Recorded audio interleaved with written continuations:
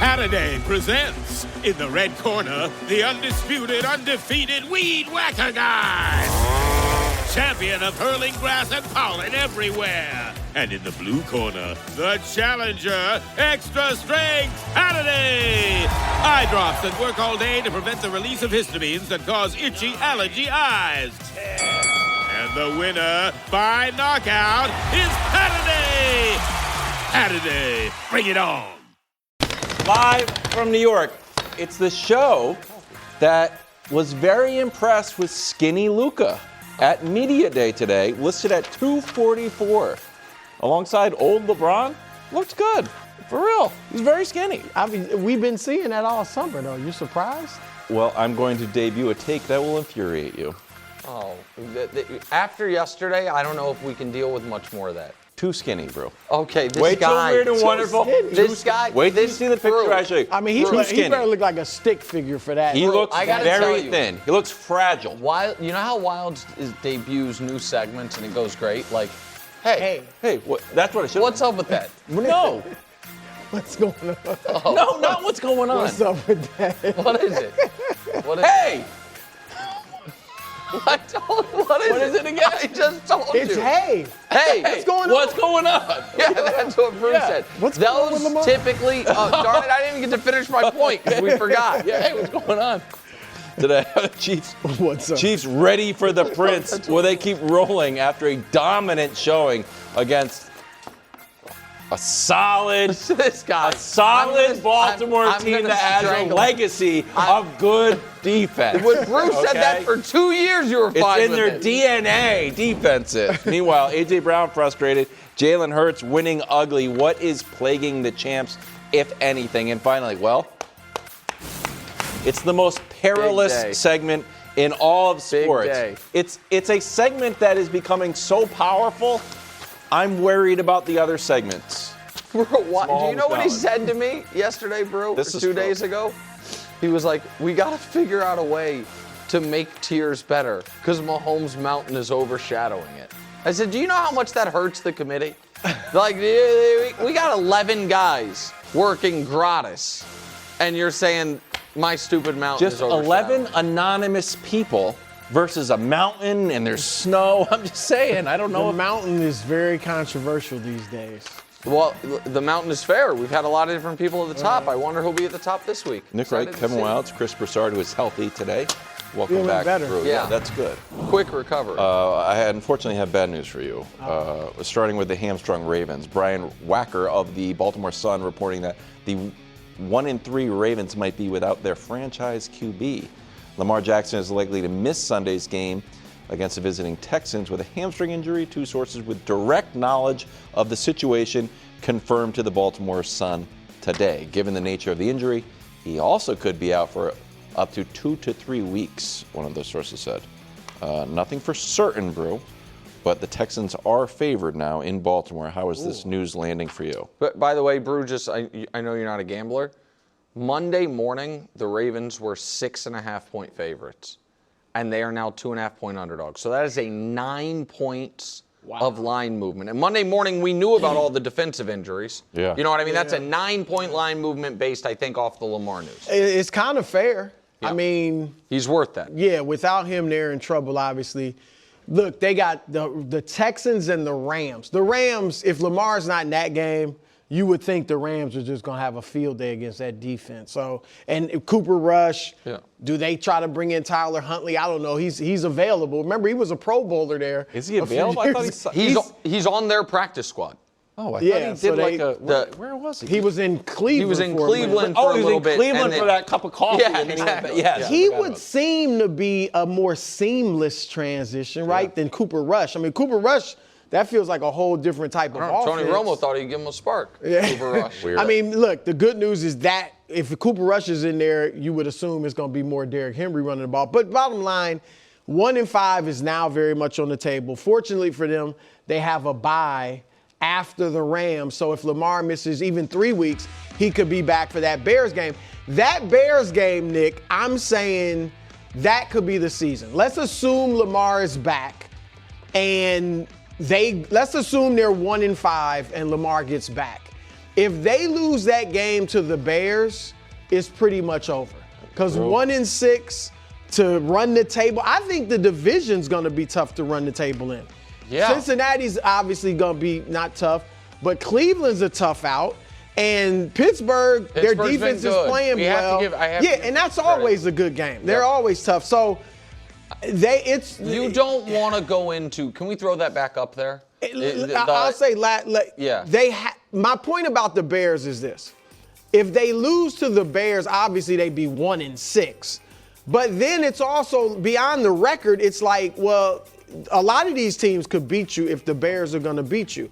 Yeah. And so I think that could be a critical game if they. So just leave this up for a second, because I'm not going to be maybe as fatalistic about this as people would expect. I'm not. And I don't know where Wild is going to be. What I am going to say though is this: you cannot go into that right-hand column, week 13, having to run the table. You're not going 6-0 in that column. Like even if Cincinnati is packed up shop for the year, the Steelers are no matter who's playing quarterback for them, a tough matchup for Baltimore.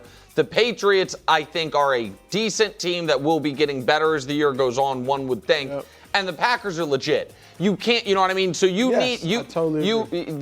understand that you could be, in theory, 5-6 going into your, you know what I mean, there, and be like, well, 11-6 is going to get in. You're not going 6-0 in the final, you know what I mean, 6 weeks of the year.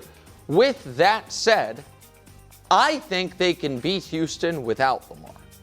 I think that one of the downsides for like this week's discourse of the Texans Ravens game is going to be that no one watched Texans Titans. But one of the it wasn't 26-0. Correct. That game was 6-0 in the fourth quarter, where it looked like every Texans game has looked. Yep. The defense looks really good, and the offense is awful. Now, CJ, to his credit, played really well in the fourth quarter, and maybe they got something going. But I know you said yesterday, like the Ravens are a get-right team for teams' offenses. In the Ravens' defense, we have seen them torn up by what I believe to be three of the best offenses in football. I know the Chiefs weren't, but I think they will be. The Lions obviously are. The Bills obviously are. And sometimes even an awful defense can give a level of, deterrent, if you will, to a bad offense. Yep. And so I do think Derrick Henry, by necessity, becomes the game plan. And I don't think at 2-4 going into the bye, they'd be done. I think 1-5 going into. You're pushing it a game out. At 1-5? I think at 1-5 they're done. I think at 1-5. And remember that division. I think 10 wins. At this point, it becomes getting the playoffs. Getting the playoffs. I still believe 10 wins will get you in the playoffs in the AFC. I have a request for Hubs that I should have done behind the scenes, but I'm going to do it on air. Yeah. Hubs, can we look up the Ravens Super Bowl odds if they changed? If this Texans game flipped on odds, I'd be interested to see if they're. Because as of yesterday, they still had better odds than the Chiefs. So there's 6. So they just slipped a little. This is more than glass half full. This is glass so full. I forgot what they call that part of when the water's actually. Yeah, but it's not overflowing. It's actually over the rim. There's a name for it. It's like who cares? And they're just real quick. They yesterday the water thing or the Ravens? Were -200 favorites to win the division. Today, they are -145 favorites to win the division. Thank you. So not smaller favorites, but slight favorites. Houston would be a great win for them. Yes. And we'll see if the defense can hold. Go ahead. Let's hear the water overflowing, but not overflowing. Obviously, I don't want Lamar to be hurt. This is assuming Lamar comes back 100% healthy. After the bye. After the bye. Right. I don't hate the Ravens going through a very strenuous, tough, woe is us, we've got to get right, let's circle the wagons period for the first 30% of the season, and then rocket ship into the playoffs. Once he gets back? Rather than peaking at like week 8, like, wow, the Ravens won a game 48-10, Lamar had 5 touchdowns and was throwing behind the back alley-oops. Right. a team that's like has to just really. We haven't seen that. That's not bad as long as you get in the playoffs. That's the thing. Like it's starting to get to a point where they just can't afford too many more losses. So that I like that. So adversity. If they go in as, let's say they went in as the 6th seed. I mean, ideally you'd want to probably get the winner of the AFC South, in the playoff if you're a wild card. Yep. And then maybe you got a shot. But yeah, I don't hate that.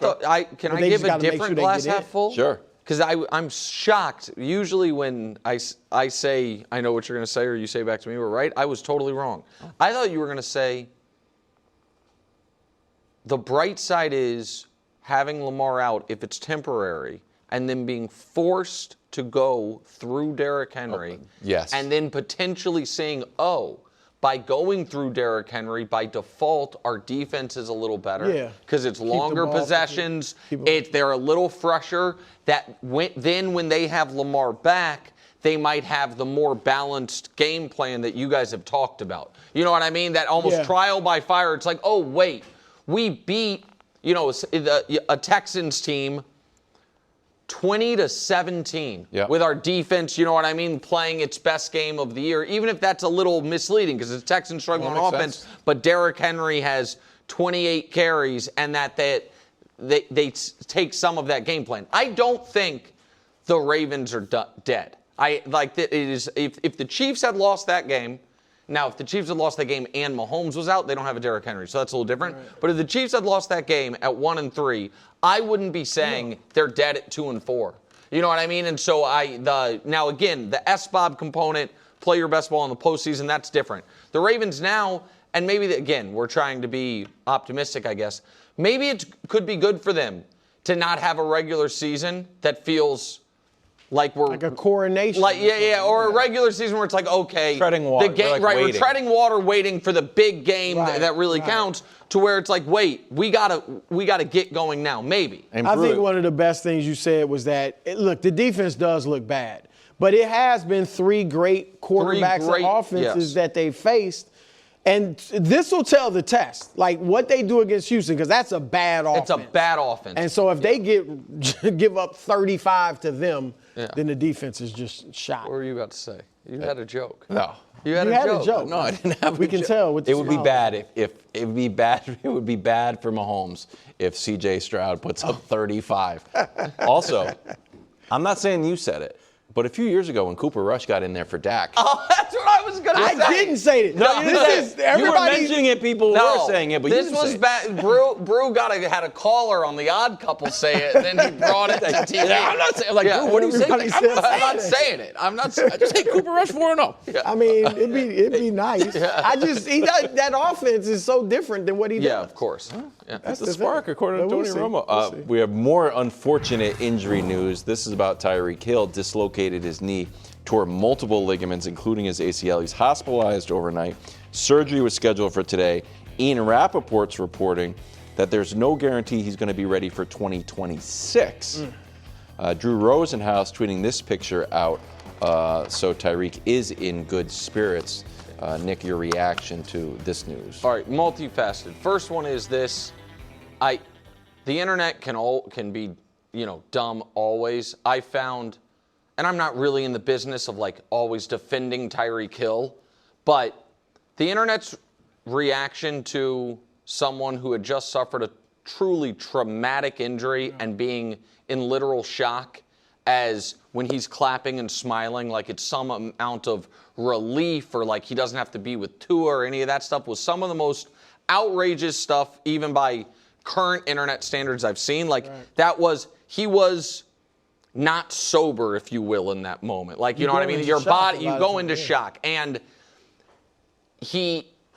bright side of the internet is we have access to a lot of actual doctors that can explain this is about as catastrophic of an injury as one can suffer. The knee, it's not kneecap dislocation, it's knee dislocation.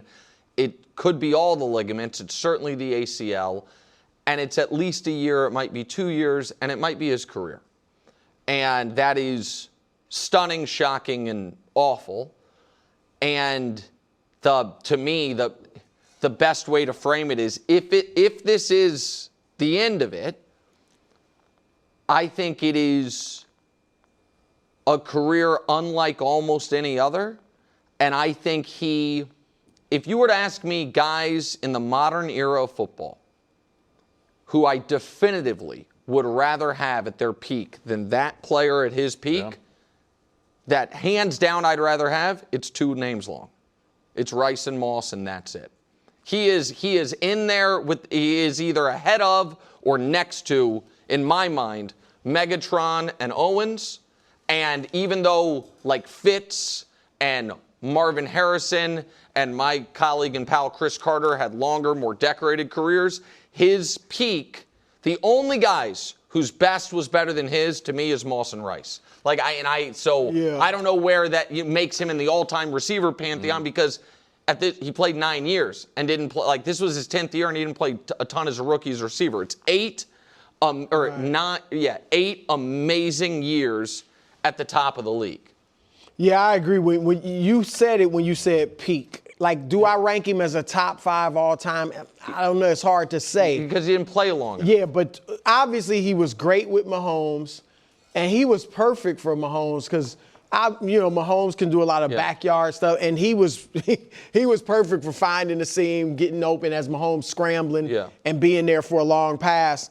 And then in 22 and 23, his first two years in Miami, or I think those were his first two. Those 2 years, I agree with you. Like, Randy Moss with Brady and Randy Moss, period. But outside of that, I don't know who you put ahead, and Jerry Rice, you put ahead of Tyreek Hill. Like, I was wondering, technically he's not the greatest receiver ever. He does have some drops and some in big moments. He, route running is okay. It's not, but his speed changes everything. And obviously there are a lot of fast receivers, but his speed is different and his ability to run after the catch. So I just think that I agree. Like, those couple years in Miami, the interesting thing is this, because we're going to talk about A.J. Brown. He won his Super Bowl, Tyreek, with Mahomes in Kansas City and was obviously viewed as a great top receiver. But it was in Miami that he actually put up these historic type numbers and really made you start thinking about him in comparison to Randy Moss and others. So that's where, an A.J. Brown looks at something like that and says, you left winning, but Tyreek got paid, and individually, at least for those 2 years, it helped him. So you have to think about that. Just for the conversation, you did a retrospective. Do you think that that we're not going to see him, or we're going to see him in a reduced fashion? I think. I know we're not doctors. I think because he's not that tall. No. He's incredibly strong, but to Brou's point, he's not a technician. He's not this amazing route runner. He's not, he's not super tall. He has good but not like great hands even. Right. I had somebody, his first year in Miami, somebody really close to LeBron reached out to me and said, Tyreek's now the best athlete in American sports. He's a better athlete than LeBron. And that was, I'm mentioning that only for the context of like his raw, natural athleticism that he maximized. Can we show, like, there's the 13 seconds game is famous for a million things, and this kind of gets lost in the shuffle. This play with a minute left down. He's the only player in league history, I think, that scores on this. I really believe that. I mean, look at that speed. Guys got all sorts of angles. Run it again. This is, again, it's a minute left, down 3 in a playoff game. A regular play, he's covered, he gets like a first down. And these are DBs. Those are DBs that all have the angle on him in the biggest moments of, their season. And so so the reason I say all that is, I really worry that if he comes back as a 4-4-5 guy, right, he's just not. And by the way, even though again, this was his 10th year, take this year off. His rookie year, he was a kick returner. So he had 8 years playing. Here's what he accomplished if we just roll through all of them, Dusty. Since the merger, 5 or more first-team All-Pros, Jerry Rice had 10, pretty good. Tyreek and Terrell Owens had 5, that's the list. The 1,700-plus yard seasons, all of them were since the merger. Everyone else on that list did it one time. He did it twice, both with Tua, never with Mahomes. And then big game performances, guys with a ring and 80 yards per game in the playoffs. It's Tyreek, Playmaker, Trav, and Mike Evans. Like, he's packed a ton into this decade. And listen, a storybook football is, that in 2 years, he's on the Chiefs, you know what I mean? And he finishes there. I'm not trying to do that to the Dolphins, but I would think that no, now but I think that it would be a... Yeah, but I just don't know. He will, I would imagine, first of all, he's 31. Yeah. So if he's 33 when he comes back, you're already older. Look at the difference in DeAndre Hopkins now versus and he's made some good catches, but he's not the same. So you got that, you got this injury. Nick's right, like if he's not this burner, Randy Moss is obviously the ultimate combination of just receiving skills and speed because he was like world-class speed. But you've had guys that were great, just burners, like almost world-class speed in terms of track athletes, try to play football. Some of them did play and they were okay. He is the greatest, outside of Moss, the greatest combination of somebody with nearly world-class speed in a track and field sense and being a really good, great football player. Tyreek's 5'10", and Moss was 6'5", and had a basketball player's vertical. Like, it's just Tyreek's ability to jump for a ball, land, and get to full speed within 3 steps was unlike any player I've ever seen. The Dolphins will play the Panthers on Sunday without Tyreek Hill. Chiefs, road favorites, looking to get above 500 when they head to Jacksonville to take on the Prince. And the 5th best scoring defense in the league. Nick, is it reasonable to have doubts about KC being fully back on track? Well, so because we got, and I would like to apologize to Kevin Wildes publicly for my tone of some of yesterday. I get, as I've explained to the audience before, I get a visceral reaction to awful takes, and I should have controlled myself professionally better, so I apologize. But I want to be very clear on this. I am not of the belief or stating the Chiefs' offense of 2018 to 2022, when they were 32 points a game for a half decade, is what we're getting the rest of the year. You know what I mean? I don't think that is what's back. What I do think is they are out of their funk, and they now have the ability to combine what they had last year, which is situational excellence, and the last couple of years, a really good defense, with what is starting to be an NFL-level receiving core. You know what I mean? Like, they just, last year, they didn't have it because of the injuries, and in the first few weeks of this year, they didn't have it because of the suspension and the injury. And so what I think is unreasonable at this point is to go into any game against any matchup and look at the Chiefs as some decided or real underdog. Right. You know what I mean? I don't think they're running the table the rest of the way, and I think the Jags defense, as much as I'd love it to be the Prince is not why they're 3-1. The Jags defense is why they're 3-1. So I don't think they're going to put up 35 again, but I think that they're going to look more Chiefsy than they have, pre-tackle that turned the tide, as everyone's talking about. Brou, this is the Jags defense that Nick is mentioning. As I mentioned, 5th best scoring defense, 1st in touchdown interception ratio. Only 7 touchdowns, 9 interceptions, passer rating at 69, and red zone touchdown percentage at 44. That's 5th best. So. And takeaways, aren't they? Number 1 in takeaways by a mile. Yeah. So last season, the Jags had 9 takeaways, which seems like an impossible stat, but it's true. They have 13 this year through 4 games. No, their defense has been incredible. I think I agree with Nick, and I understand what he's saying. Like, again, I never thought they weren't a Super Bowl contender, but a lot of people seem to be thinking that. Yes. That they were done as an elite team. Dynasty was over. That's what is not reasonable to say, that they're no longer an elite team. And I think you can debate whether or not they're the best team in the AFC. Sure. It's really obviously them in Buffalo, and obviously the Chargers beat them. So the Chargers and the Bills and the Chiefs, if you want to debate that.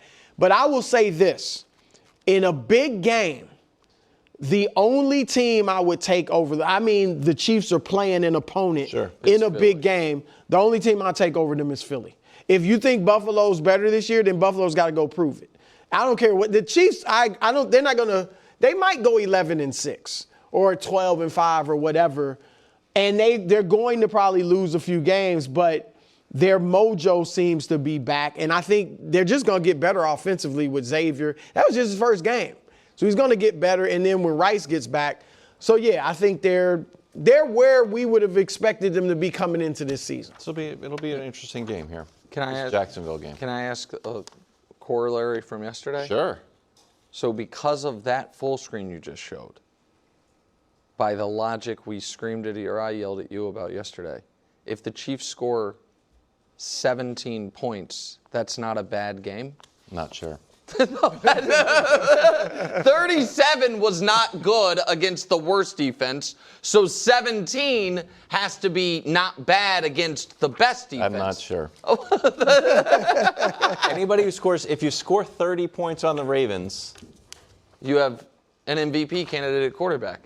That's what we did. That's what we did. Oh yeah, Bru's Ballot later today. Should the Bengals make a move at quarterback? What are they doing? That's next on First Things First. What? And the Fox Sports Channel, Sirius XM. What?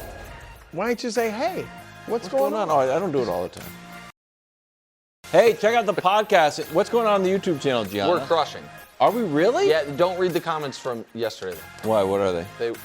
People were not happy with you. It was my fault. Nonsense. You may have had a bot army then. See? Just don't read them. Check out our YouTube channel. Good. A.J. Brown and the Eagles are 4-0 and number 1 in the NFC, but A.J. Brown's other numbers aren't great. 151 yards, which is 66th in the league. 14 catches, 61st in the league. That's crazy. Here's Sirianni. A.J. is very important to this football team. I know he wants to contribute. and do the things that he's capable of doing. I question nothing about, his desire to play great football, his desire of being a good teammate, his desire to be here. Okay. Should Eagles fans be worried about A.J. Brown? Yeah, at least a little. I think they should be worried, and I think this is where I would put a little more on the plate of Jalen Hurts. And as not only team leader, but team quarterback, which is, it is a fair commentary on Jalen Hurts, the quarterback, that his biggest weakness as a passer is that intermediate over the middle. Stylistically, he has some similarities to late stage Russell Wilson. You know what I mean? Where it's a lot of stuff short and in the flats and then deep passes, particularly down the sidelines.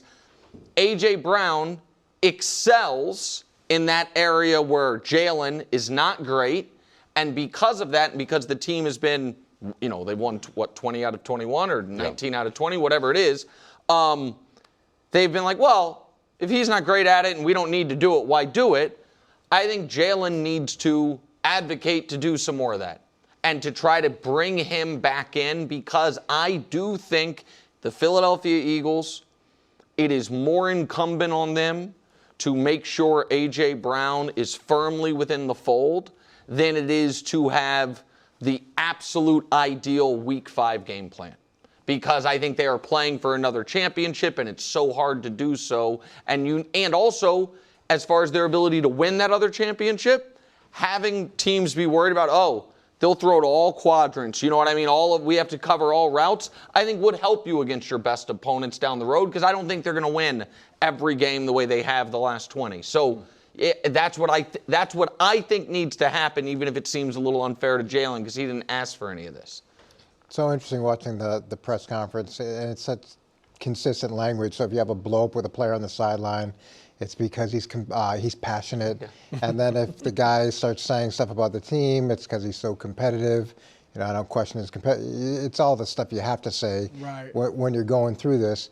And this isn't groundbreaking where you have a receiver who wants the ball and is unhappy about it and goes public. So I would imagine that you'll go to the offense coordinator like, okay, let's get him play 2 and play 5, or A.J. Brown plays, and you just figure out something that you can get him the ball to kind of pacify him in the first script. And then ideally in the start of the second half, okay, what are a couple A.J. Brown plays that we need to put in? But Coach, they haven't done that. It's not like this is brand new. Like this popped up pretty early. It, but at this point, he's last year the library book came out during the playoffs. Now we've got the tweet in week 4. So this is coming to a head a lot earlier, which we all could have predicted based off of his comments in the offseason as well. So you're gonna have to identify a couple A.J. Brown plays, and the rest of the offense will all kind of roll their eyes because they know what it is. And it's not that anybody disagrees how talented he is, but when you're putting together a game plan, you're ideally trying to beat whatever the coverage is, and you're trying to get to the best play. And then when you start having to accommodate for personalities, it can be a little bit disruptive. And when you're 4-0, the last thing you want is something that's disruptive. Yeah, no, I agree with it. And I think, Nick, I agree with you on your assessment of Hurts. But when they need it, they can go in the intermediate. It's really weird. I totally agree that the offensive coordinator should open up the playbook a little more. But as far as A.J., he had 9 targets last week. How many were catchable, though, Brou? Well, he wasn't open. Like, in the second half, pretty much none of them. Yes. Because he was covered. But Josh Allen is a prime example. When Stephon Diggs left, who was his best receiver, he got better because he wasn't preoccupied with, I got to get Steph the ball. And I'm not saying Dak was that way with CeeDee Lamb, but we just saw this weekend against Green Bay, when Dak doesn't have his best receiver, and he has a phenomenal game because he's probably just going to whoever the open guy is. A lot of times it was Parkins, but I just think you don't want your quarterback totally feeling like I've got to get this guy the ball. And it is very disruptive. Can I push back on that though? Because if this feels different than, it's not like Devontae's and Dallas Goedert are having huge years. And AJ's frustrated because the passing offense is working. He's just getting iced out. They're not throwing much. There's 256 offensive halves of football played this year through 4 weeks.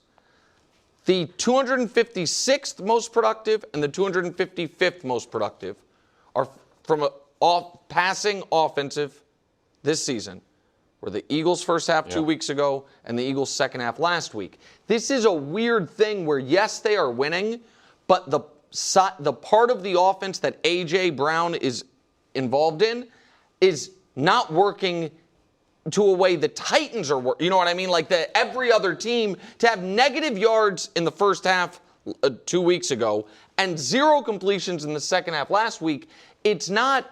so that's the point. The run game isn't working. The run game's not working anyway. You give the Eagles.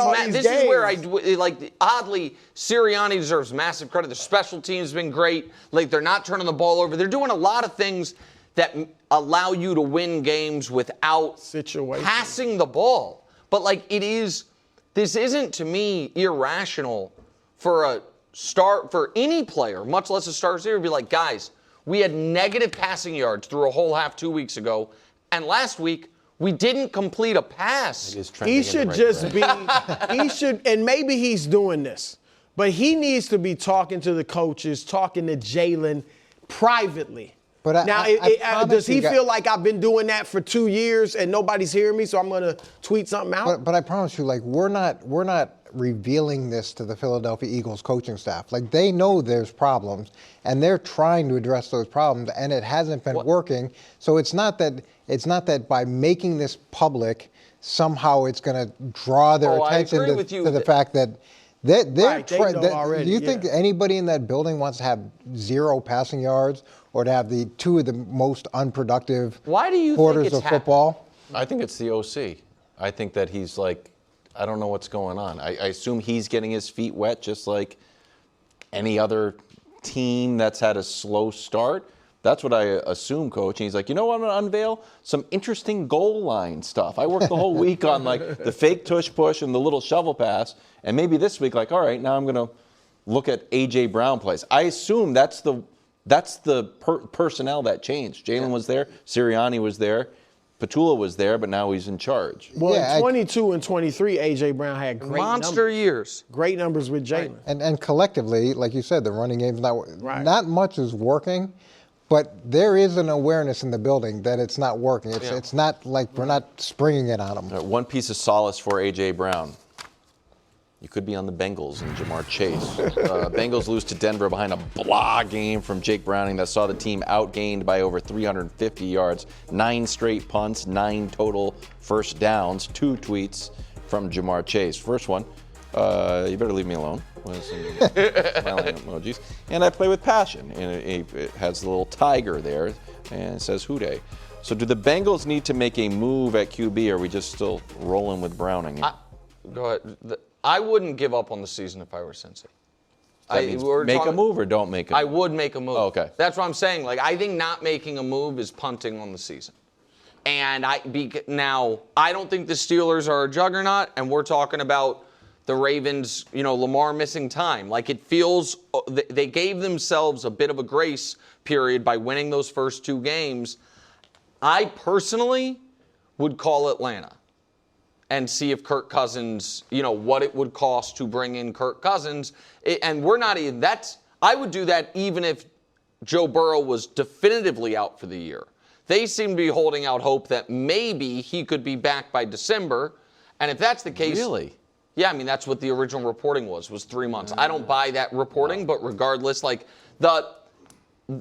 just think Browning had that great 8-game stretch 2 years ago.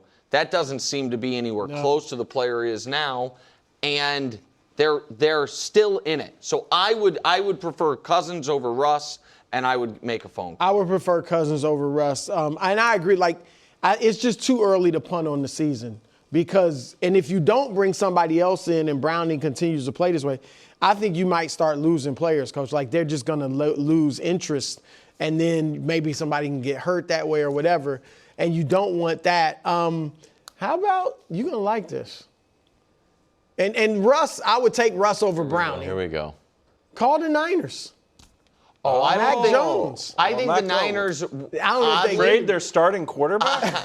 I mean, Mac. This is a good opportunity this for would be Mac great Jones. for Mac, but I think he's actually too valuable for the Niners right now because Purdy is hurt again. Yeah, I mean, to me, Jameis. I was going to say Jameis. Jameis is. I would go Cousins, Jameis, and then I don't know, but I would make those calls, Coach. Russ would be better too than Browning. The challenging thing here is Cincinnati's not known for deal making, and Cincinnati's also not known for doing anything quickly. Think about how long it took for them to sign their own players and dragging stuff out. So the idea of them being able to go get a deal done with Atlanta for a guy like Kirk Cousins and get it done quickly, because even when you do the deal, you've got to get him in the building. You got to get him up. Now you can get a veteran guy up to speed fairly quickly, but each week that we go is a further week out. And if anything, Cincinnati tends to lean towards, we made a decision, we felt the decision was good at the time, we're going to see the decision through, and that's what it feels like with Browning is. They've seen him win games in the past, and I'm sure organizationally they feel like he can continue to win games, and they're probably not going to make it. They got Detroit and Green Bay next. Then they got the Steelers on a Thursday, so a short week. I mean, those are at least the next 2 games. They're losing no matter who they get. I mean, listen, the Vikings defense is tough, and the Broncos defense was unbelievable yesterday. And credit to the Broncos. I thought the Bengals could keep it close. I thought they maybe even could win. They were one of my picks last week. They got annihilated yesterday. So I have been very surprised at how bad the passing offense has been. Yeah. With Brett, you know what I mean? Penalties are bad. It's not just it seems like the team also doesn't have any juice. Yeah, Jamar said we didn't want to play. Yeah. Jameis would be the fun option. Jameis would be exciting because he'll be throwing the touchdowns and interceptions. No, but I bet for Chase Jameis that would be you could deal with it. Oh, yeah. You know what I he mean? would those numbers would pop Yeah. with Jameis. I like that. And Bengals have been outscored 76-13 in the last 2 games. From Duval to keep my name out of your mouth, we're talking about new beef in Jacksonville. This podcast is brought to you by Carvana. Got a car to sell but no time to waste? Hop on to Carvana.com to get a real offer for your car in seconds. All you have to do is enter your license plate, answer a few quick questions, and if you accept the offer, Carvana will pay you as soon as you hand the keys over. They even offer same-day pickup in many cities. Save your time, score some cash, and sell your car the convenient way to Carvana. Pickup times vary. Fees may apply. Battle of undefeated teams saw the Prince get the W over Brock, who had 3 turnovers, looked rusty, but the real fireworks came after the game. Liam Coen and Saleh got into it based off of a comment last week, Coach, where Saleh said, quote, they've got legally a really advanced signal stealing type of system. Well, Liam Coen said, keep your name out of my my name out your mouth. And then Saleh said, I'll quote without cursing, I'll bleeping end your life. Look, I'm taking Saleh in that one. I think Coen better be happy it didn't become something. Coach, is this something or nothing? I'm trying to figure out what Saleh. So is Saleh saying that they are stealing the signals that the defensive players are using as they're making their adjustments? Because you verbally send the defense in, so we must be talking about. So I can tell you. Okay. So this is actually kind of complex. Saleh obviously is Shanahan coaching tree. Mm-hmm. Liam Coen is the McVay coaching tree. It's kind of rival coaching trees, McVay, Shanahan. It has been well believed for years that part of Sean McVay's brilliance is the ability on film study to pick up signals and then to have that be a part of your game prep, and that the rest of his tree learned it as well, and they are considered the best at it. So that's what he's talking about. But they would have to be talking about the defensive signals that the defensive players make as they're going in and out of coverages. But here, I want to let you guys in a secret. You're allowed to change those every week. like once you set them at training camp, you can change them. And it's weird. Like you go into the meeting room and you're like, hey, this is cover 2. That was it last week, but now it's going to be this, or and everybody looks around like, oh, okay, I got it, and then you can go back. Yeah. But there's no rule. Little league third base coach used to do it. Yeah, there's really no rule that says that you have to keep the signals every single week. So, what's the problem? No, I agree with you that, but legally stealing signs, I'm fine with that. Yeah, he was saying and Saleh made sure he was like, look, it's legal. They're not doing anything cheap. To me, if you're not using technology as an advantage or something, you're just. Well, can I just give one other heads up? They tape all the games. So every game is on TV, and there's an all 22, and you can see the signals that guys give. So I don't know if they're aware of that. So why is Saleh mentioned? I don't know. It felt a little personal. Like, really why would he's like throwing. Why do you need to say that? No. So you're saying they're not good enough necessarily to beat us, but with the addition of stealing signals, that's what makes them so special. Change your signals. Change your signals. So do you want to go on this? No, the undercurrent of this is we've always talked about the Jags, and you put on a blonde wig, and you're a Trevor, he's Gatorade Player of the Year, and we're like, okay. And it's like Brian Thomas Jr., we're like, all right, Travis, like, okay. Now it's like, are you guys like a tough team? So you're good at defense. You got a coach threatening to fight people. So this is why I actually think this was great for Liam Coen. Yeah, Liam Coen's Robert Saleh walks into a locker room for the first time. I thought it was like a setup of a joke. And has players' attention. Yes. You know what I mean? Like because he big, strong, tough guy. Liam Coen doesn't have, I think, that same gravitas. And his opening press conference with the Duval thing, whatever, like it kind of became a punchline. If you watch how his players react to him, saying to that guy, keep my name out your mouth, knowing probably that guy's got my back. This goes sideways. I'm gonna keep walking. And he's also kind of changed his look a bit to where I think he is like doing a mid-year rebrand of like who he is and who they are, and I think that's useful. I really do. Hitting him up with the Will Smith reference, sure, but I just think he's trying to kind of gain some athlete credibility. Street cred? Yeah, something. You know what I mean? Because I think it's competitive fire. I thought he was just going to be kind of a because we've seen the guys who are the offensive geniuses that don't really have that tough guy credibility that sometimes that can hurt them in the locker room. Yeah. And so I think that offensive geniuses are usually like soft. But you know what? Miami, they are playing hard for McDaniel. That's true. They really are. Why did you think we were talking about Mike McDaniel? You always Brou. Bro, no, I'm just saying, y'all always referencing. No, I we think didn't they say play hard. I anything like about McDaniel. Break dancers. Yeah. you think the Dolphins are playing like super hard for Mike McDaniel? The last 2 weeks, Yes. yeah, I do. Played hard I last agree with night. you. And the uniforms, they didn't look like breakdancers. Those in uniforms black look uniforms. good. I like those. Brew doesn't want to do any more bits, basically. No, I He do. told me in the makeup room. Is Mahomes back on top of his own mountain next? Live from New York. It's a show that bought one of those huge skeletons. It's 12 feet tall. It's sitting in the front of my yard. And then my wife's like, well, the eyeballs aren't working. She's like, Kevin, you got to get up there and pick. I didn't want the skeleton. I'm not getting on a step ladder 10 feet. Are you going to make your wife do it? Your wife Yes. already drives you around.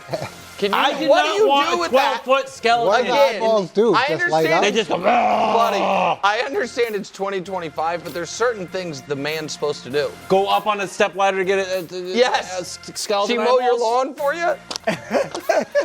I didn't want the skeleton. It doesn't matter. You own it now. Who's gonna your yard. Who's gonna take it apart and put it in the basement? It better be think you. It fits? It's been out there for a month getting rusty. You think those pieces fit? Down there with a rib cage banging into stuff. Second hour, first things first. Today, it's the worst. Come over. We'll have a football Sunday. You guys. You invited me over assemble for it. the Yes. first time? November, whatever it is, after Halloween. Okay. Can the Ravens stay afloat until Lamar returns? He's going to miss a few weeks. Not good. Maybe. No, we might miss it. Might miss a few Yeah, weeks. likely is Still the not word, good. Meanwhile, Bru's latest MVP ballot. Woo-hoo! Is it going to mimic the segment we're about to embark on right now? Let's start the climb. Week 4 is in the books. We continue our ascent in the Midwest. The First Things First Bowl left Brou and his Ravens battered and bruised. In New York, new Giants QB debuted and dethroned Justin Herbert and the Chargers. Even further north, Josh Allen stayed undefeated while stampeding up the most treacherous segment in all of sports, Mahomes Mountain. Great work, as always, Kevin. fantastic. Not just for housework. That was These wonderful. robots are coming. Maybe a little longer next time. Yeah. Oh, sure. Yeah, I'll be out there for 25 minutes. I Yeah. don't care. All right, so here's the deal. 32 quarterbacks in the league, starting quarterbacks, 28 spots on the mountain. So typically, if there are no vacancies, there's just 4 guys off the mountain. This week there's 5. It's not because of a vacancy, however. So let's first show who is off the mountain. Off the mountain. Spencer Rattler. People who didn't watch the game are like, they kept it close through for 140 yards. Jake Browning's been a disaster. Joe Flacco's been worse. Carson Wentz, not great. And Bryce, I'm sorry, man. It might be getting late early for Bryce, your guy, Bryce Young. Great defense. KW. Hey, you're not out there playing the Ravens. KW. So, why do we have an extra person off the mountain? Well, it's because there's one team in the league that I simply don't know who their starting quarterback is at this point. So, reveal the bottom of the mountain, and it's the 2 guys, Brock Purdy and Mac Jones. Oh! It felt unfair to knock Mac off. He might be starting Thursday. Yeah. We don't know. Purdy came back. They kind of wish maybe he didn't. 3 turnovers. And He's a gunslinger. They lose. I mean, he is a gunslinger, I Brew. love his attitude. Ever since He is his a quote slinger. about "I want to be Tom Yeah, Brady," he he started I don't know what Brady film he's watching, but watch the other film. Kyler has to drop KW. Well, this is a coach thing. Coach told me the offensive line would be good at Callahan's dad. At some point, that's his coach's fault. You have to be. I agree. I did say that, and I stand by it. Are you down on Ward? I stand by it. I'm No, disappointed. I'm down on Wilds. Every time he gets a take wrong, he blames someone else. You blame Danny for your Chiefs take. That's you true. blame Coach. I did sell it though. I sold it to Coach, him. but you didn't pick the Titans to make the playoffs. I didn't. He did. He said, I don't know, but the offensive line is going to be stellar. Yeah, and you know what Cam Ward said? Keep it a buck. We ass right now. And that's what he said. That is what he said. I know. Literally what Justin he said. Fields stays there. He had a nice run Dart is yesterday. awfully Michael low. Penix's back on the mountain. He had a very nice bounce back week after a terrible week 3. And shout out to Jackson Dart. He didn't really even play great, but he didn't play terrible. They got a win.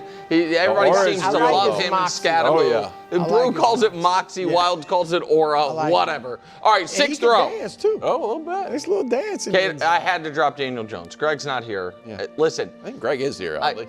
No, he's not. He's gone now. He was He was just here He yesterday. was yesterday. And I do understand that he should have had one more touchdown than he did, but he still threw a couple picks, including the one to ice the game. He's out. Or he's down. You gave the receiver a pass and you're ripping Jones. No, I'm not ripping him, but it was the picks is what hurt him. Jaden, you can miss 1 week and keep your spot. You miss 2 weeks, you got to drop a bit. I think that's fair. Best ability, coach, you know what they say? Availability, everybody knows that. Right. Fair is fair. Gino having a rough start to the year. Yeah. It's a rough start. It's a lot of picks. Trevor Think? having a rough start to the year. I so badly wish I wasn't just riddled with integrity, which prevents me from saying the Jags are 3-1 because of Trevor. They're not 3-1 because of Trevor. Yeah, tough spot. They're 3-1 despite. That might be a little too far, but it's not great. Bo Nix, fair's fair. I thought, played really well after the first quarter yesterday. Basically took care of the game's over at halftime. He gets credit. And Tua thought he played good for 3.5 quarters last Thursday against Buffalo through the terrible pick. And then last night, I thought was solid. They obviously, even despite losing Tyreek, we move him up. Now to the top 15. J-Lo stays where he is. I thought it was a really good game with a potentially horrifying ending, so we're not going to move him up or down. Caleb, similar thing. I thought he had nice moments, rough moments, stays where he is. Drake May is playing really well. And right now, I think it is the best statistical profile you could hope for in this regard. What you didn't want when you draft raw, young Drake May is for him to come in and just be safe and kind of, drawing inside the lines. What I would want if I were UKW is I'll deal with the mistakes as long as I'm seeing the high upside stuff, and that's what you're getting. Like, he's made some mistakes, turns the ball over a little too much, a little too risky, but some big-time throws, and his numbers are excellent. I don't think it's sustainable, but Aaron Rodgers was just 18 of 22 for 200 yards. He got the ball out within a quarter of a second seemingly every time he moves up. And CJ, I don't know. I have to review the tape, see if they had somewhere like late third, early fourth, their version of tackle that turned the tide. Because through 15 quarters this season, he was brutal. Fourth quarter last week, really good. They finally get a win. And I feel like he has enough talent where he has a little bit of, benefit of the doubt. So I move him up based off just the one quarter. Top 10, Justin Herbert has fallen a bit. Now, 2 weeks ago, he did not have a great game, but he had such a great play to win the game that he got, MVP buzz because of it and credit. But it wasn't a great overall game. This past week, he didn't have a great game at all. I don't think the game plan helped him out that much. I don't want Wilds to get mad at me about the Jalen Hurts thing, but I don't know what to do here. Yeah, you had zero you have zero completions in the second half of week 4. You have negative yards in the first half of week 3. I'm fine with blaming Patullo, but I can't put him in the top 6 with these numbers. And A.J. Brown holding a hunger strike, is not good. Jared Goff stays where he is. And shout out, is he your guy again? Can we call him your guy now that he's playing well? There we go. Sam Darnold. Seahawks might be dangerous. They are. Yeah, the Seahawks might be legitimately dangerous, and I might have to apologize for saying they made they got rid of a better quarterback for a worse quarterback and Gino for Darnold. Thus far, that take's not aging great. Top 6. Lamar, I dropped Lamar the injury, I thought I'm going to put a lot of weight on that performance because I know he did. I know he has been brilliant statistically leading up to that game. I also think that prior to the injury, the sacks he's taking in big spots is not great. So I dinged him a bit. I think it's fair. Baker tried to will him back into that game, then also threw a pick late. But he's been the catalyst of that team. And I think Dak I thought was great through the first 3 weeks, didn't have numbers to support it except for yards. I'm glad he had the huge statistical game because now the stat profile fits what I'm seeing. And now, the moment everyone's been waiting for. Is Josh Allen still atop Mahomes Mountain? Well, let's see row 2. Josh Allen dips just a bit. Matt Stafford, Brou, what do they call him? Everybody's All-American. All-American. Moves up. Listen, Josh was fine, but the reality is Josh has really only been fine in weeks 2, 3, and 4. He was great in week 1, and some people think week 1 performances against Baltimore don't even really count.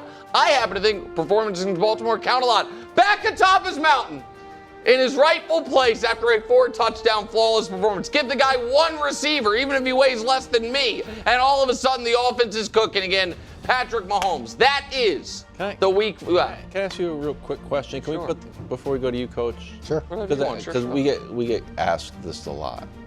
Can we put the mountain back up? It's just a clarification issue. Yeah. It feels like there's all green on the right side of the mountain. Weird. So if you moved up, maybe you were down, we're in the Purdy spot and you moved up, you move up to that. So it looks like, and if you go down, you end up it looks on the left left to right. So you're saying, you're asking right if it's to left left? or right?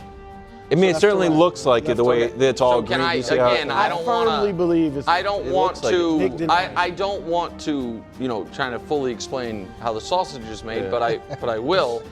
I send Hubs and Dusty an email that says row 1, row 2, row 3, row 4, row 5, row 6, row 7, and that email is sorted alphabetically. And then I let them decide the left to right portions of it. They maybe, because for our graphic designers, maybe it's easier to have the Roy G. Biv, red left, green right. I'm not sure. Looks right.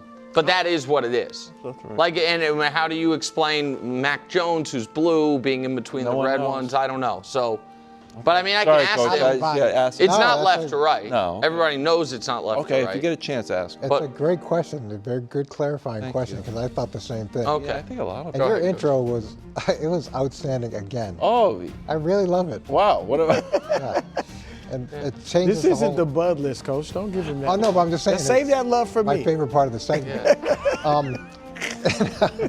I think You're the fine, mountain's Coach. pretty Coach, good. you're not hurting my feelings. Okay, good. It's fine. I'm going to switch Dak and Stafford. And I didn't, I'm kind of a Stafford guy. I've been a Stafford guy. Of course. But I think that the way that Dak has performed has lived up to the contract he's gotten. He has put this team legitimately on his back. And when you look at the situations that these two guys are in, so Dak has a rookie head coach, and he essentially has a new offensive coordinator. I know Brian was the offensive coordinator in title last year, but I don't think Brian was necessarily calling all the plays. So he's got those two things where Stafford has McVay, veteran head coach, veteran offense coordinator, so he's got that benefit. You've got the defensive discrepancy, which is huge. Dallas is 32nd, and the Rams are 9th. Dallas can't be 32nd, Coach. The Ravens have the worst defense ever. We talked about I it for think hours total yesterday. yards. No, I'm sure you're right. I'm kidding. I mean, I could be wrong. No, I'm sure Checked you're it right. 5 minutes No, ago. but no. maybe I'm off. So the Zach component, and then when you look at offensive weapons, the Rams have significantly better offensive weapons, especially with CeeDee Lamb. And I know the records are a little bit different, but really the Rams could have easily lost if the young receiver just had held onto the ball instead of trying to showboat. Yes. And now we're looking at very comparable records. And when you look at their production, that goes toe-to-toe in a much, much more challenging scenario than Matthew Stafford, and I think that's why those two should be switched. Yeah, but Coach, is he everybody's All-American? Is everybody's All-American? Well, he might become everybody's All-American. He might become it. Listen, what is fair is maybe I am giving disproportionate credit for the Rams offense to Stafford when maybe the conversation should be Why is Puka Nacua not the best receiver in football? Great take. You know, I mean, my gut and what I feel I know about football says, obviously Justin Jefferson and Jamar Chase are just better than Puka Nacua. But all Puka Nacua has ever done since he's walked in the league is produce like he's the best receiver, one of the best receivers in football. And this year, he is now, if it were a 16-game season, on pace for 168 catches and 2,012 yards. And he's currently got the most receiving yards in the NFL. What'd you say? He's got a bunch of touchdowns over too, 500. right? Oh, I don't even. Yeah, I no, wasn't even. Devontae's got more. Yeah, touchdowns. And that's the thing. He's got another. I think he's got Puka- 3. Okay. I think Puka's only got 1. Oh, he only has 1. Yeah. Okay. Devontae playing next to him. Yeah, So no- you got another great receiver, and he's still putting up those numbers. Well, that No, opens it up, What's this? as you know. Yeah. Go ahead, Kato. Go ahead. So Bro. you agree? Great. No, I think it's a good. I think Got it's a it. good case, but I think It Stafford's sounds a like touch he better. agrees with you, Coach. And again, it's not left to right. As it Not left to happened, right, Dak sorry. actually is in 4th place, and even though he's all the way on the Well, right. you don't like the left to right conversation? I do. I often, rightfully so, have a bonus take. Oh, Quick good. bonus take. Having Purdy next to Mac Jones is nasty work. Wow. Purdy is the starter. Now, if he's hurt, he's hurt. Mac will get his chance. But Purdy should also, Nick, What? he has got to be switched with G. No! Geno has 7 picks.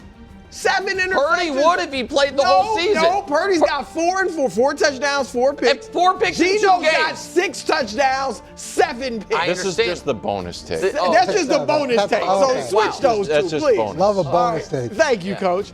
But here's the real take. Wow. Switch J-Lo and Sam Darnold. What are we talking about? J-Lo is not getting enough love on this show, and I'm not even trying to give a Bill punt. Darnold. Yeah, I mean, look gotta at stop with that. the numbers. J-Lo's numbers are better.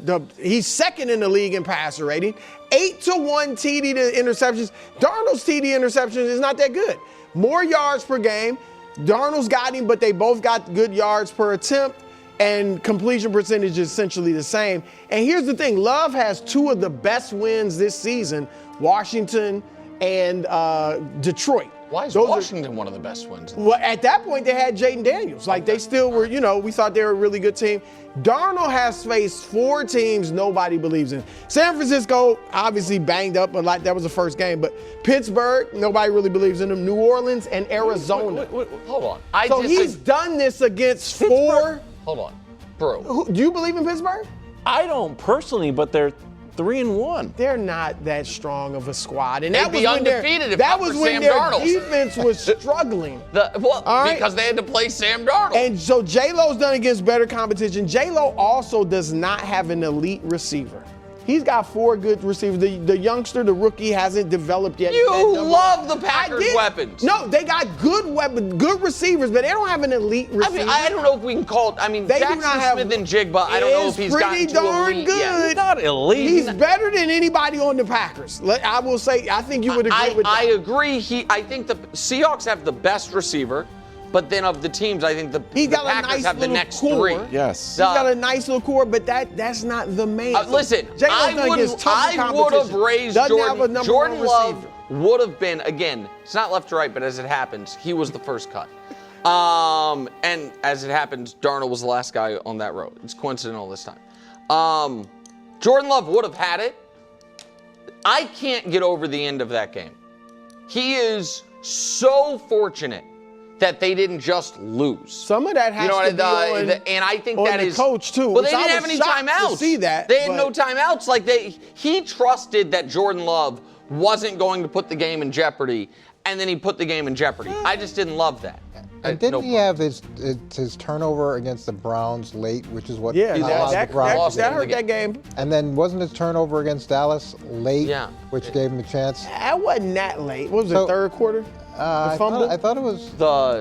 Well, I'm not sure, The to be fumble honest was with at you. the end of the second. But regardless, half. it Fumble was was the early. end of that early? overtime that Yeah, I thought it was concerned me. early. But you're right about the Browns game. He cost them the Browns People game. are dissing J-Lo. We're not dissing him. I mean, he's played to a loss and a tie against 2 teams that they probably should have beat. And they have Hey, they scored 40. Well, I mean, they have Micah How about Parsons. that? Like you said, Coach, how about a little defense? Maybe they should trade for Micah Parsons. Go ahead, KW. I'm feeling great.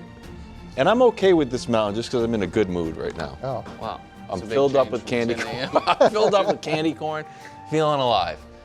I would like to move Drake May up, but you know what? If you don't, I'm okay with it because I'm really planting the seeds. On the doorstep of destiny. Great. You know what? Wow. That's just like tackle that turn the tide. I'm glad you said that. No, it's not. What does Drake it May mean? is on the doorstep of destiny. What's the destiny? To take over from Josh Allen and reclaim the AFC East that is rightfully ours. Wow.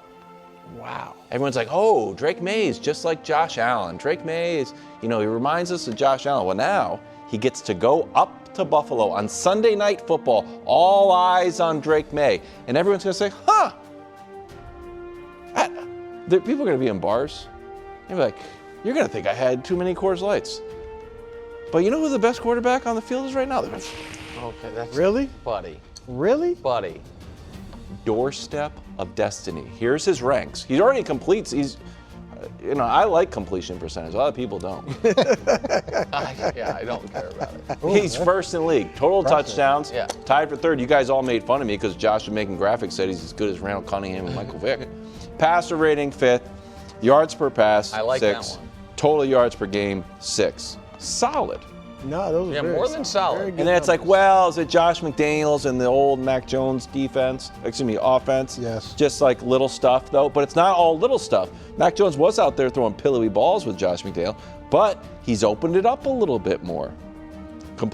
These are on moderately deep shots. What is there an official 10+ name for yard. these? 10 plus 10 yards. plus yard attempts is what. Dime plus, I call them. That's what you But call deep it? shots are 20 plus. Yeah. Dink and dunk are behind the line of Intermediate. scrimmage. Intermediate. Intermediate needs a new branding. Dime plus. They call them mid. No, they don't call them mid. 26 completions, so we're at 62. We're out there, top 3, so we're out there. And then, you know what, Coach? I'm always looking for. What's Got my that? eye on? Force multipliers. Oh, that's a good Are you one. changing the culture?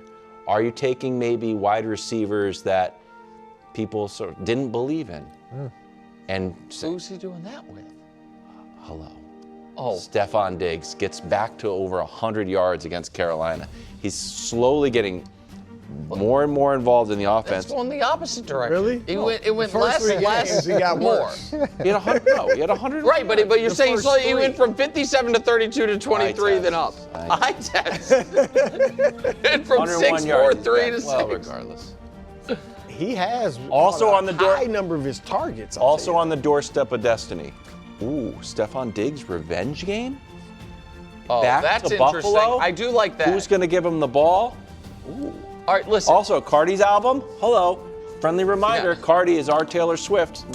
All right, I like that a lot. I'm finding I myself like the supporting album, Cardi but- online with my burners. I got to tell you, buddy, it's a dangerous group to be mixing. She's our Taylor Swift. I have to defend her. Listen, I love Cardi B, and I'm happy for Stephon Diggs. I'm sure that's going to work out. I don't know why you're laughing. And I like Drake May. Yeah. I don't like that you have decided to use the mountain in ways it's not designed. I just saying on the Because doorstep of here's destiny. the deal, America, and then we can go to break. The conceit of the mountain and tiers is for you to see what I did with the mountain, what the committee did with tiers, and then say what you would change. Yeah. The reason I know Kevin Wildes did not do this is because before the mountain had been submitted in our shared Google Doc, Wildes wrote in the segment for this segment, Drake May is on the doorstep of destiny. I could have had him number I knew you were one. gonna have him up. And no, I knew you were I gonna did have have him up. And you told on yourself by saying, I'm not even demanding you move him up you can move because him you up think now. he's We're on the properly doorstep of rated. destiny. You just wanted to use this as a way next to. week. Next week. Holy cow. If he We're on the beat- doorstep beat of destiny. Buffalo. If they beat Buffalo, And he has a will be great game, top and 10 Stephon's guy. great, and Cardi's album's #1. We're rolling out here.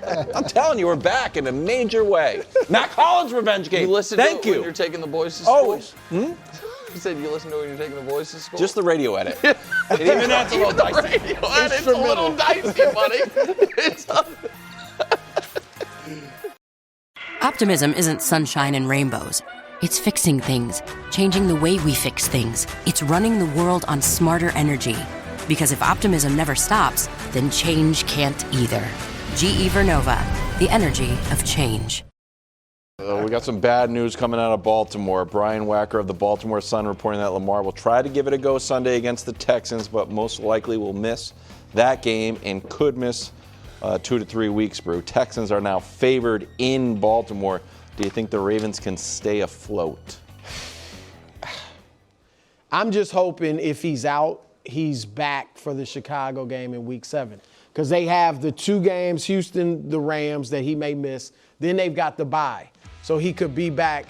And I think he maybe could be back for the Rams game, Brou. Maybe. Yeah. I mean, but I'm saying if it's 2 to 3, weeks. Yep. He gets the bye, you get extra rest. Maybe you can come back 100%, theoretically. But Houston, I feel, is the game to get. If you play both of those without Lamar, I would assume if Lamar's not playing against the Rams, that the Rams are going to have a heyday with that defense. Houston, though, this is where we really find out what the Ravens' defense is. I definitely don't think it's the worst in the league. I know it is statistically, but they have played Buffalo, Detroit, and Kansas City, 3 top teams, 3 top quarterbacks. The Browns are not good offensively, but they held the Browns down offensively. So if Houston runs up 27 or more points, then that just means, their defense is just flat out bad, and then they're in trouble. But I think Houston, they could be a winnable game. I know Houston's defense is really tough, but I expect to see Derrick Henry left, Derrick Henry right, and hopefully Cooper Rush can make a few nice passes. So at best, Coach, I think 2-4, assuming they miss these 2 games without Lamar. But I think they're still very much alive for the playoffs, regardless, as long as he's back for the Bears game. Yeah, Derrick Henry easily could have been in the MVP discussion last season with what he did. And to me, that's what the next 2 games is. I would tell everybody, eat your Wheaties and strap up because it's going to be all Derrick Henry. Look at the guys. They got Mark Andrews at 250, Isaiah Likely 245, and then you got Charlie Kohler, the 3rd tight end, 6'6", 265. So I'm going 3 tight ends. Patrick Ricard, the fullback, 6'3", 300 pounds, in front of Derrick Henry, 6'3", 252. And we're just going to play 9-on-7 and slow the game down and see how much Derrick Henry you can eat through 4 quarters and keep the defense off the field. Let's just see what happens. I'm with it. I actually love that. I'm getting big and noisy, and it's Derrick Henry's had the fumbling problem. Don't worry about it. You're going to make it right over the next 2 weeks. So this Texans defense has been elite. The defense is good. Yeah, great. Let's see if they're elite and tough. Yeah, but we're going to get big and angry, and we're going to keep our defense off the field, and we're going to see how many bruises you want to go home with. So, and the Texans defense is particularly elite against the pass, right? Because they have a great secondary and they have a great pass rush. Now. They won't have to worry about rushing the passer. Right. I also wonder that the headhunter safety they have I'll show you. The guy who got suspended last year, he basically punched Cam Ward in the face this week. Yep. Didn't get flagged for it. The only reason I bring it up is I wouldn't be shocked given his history if he's suspended. And that, you know what I mean? You think?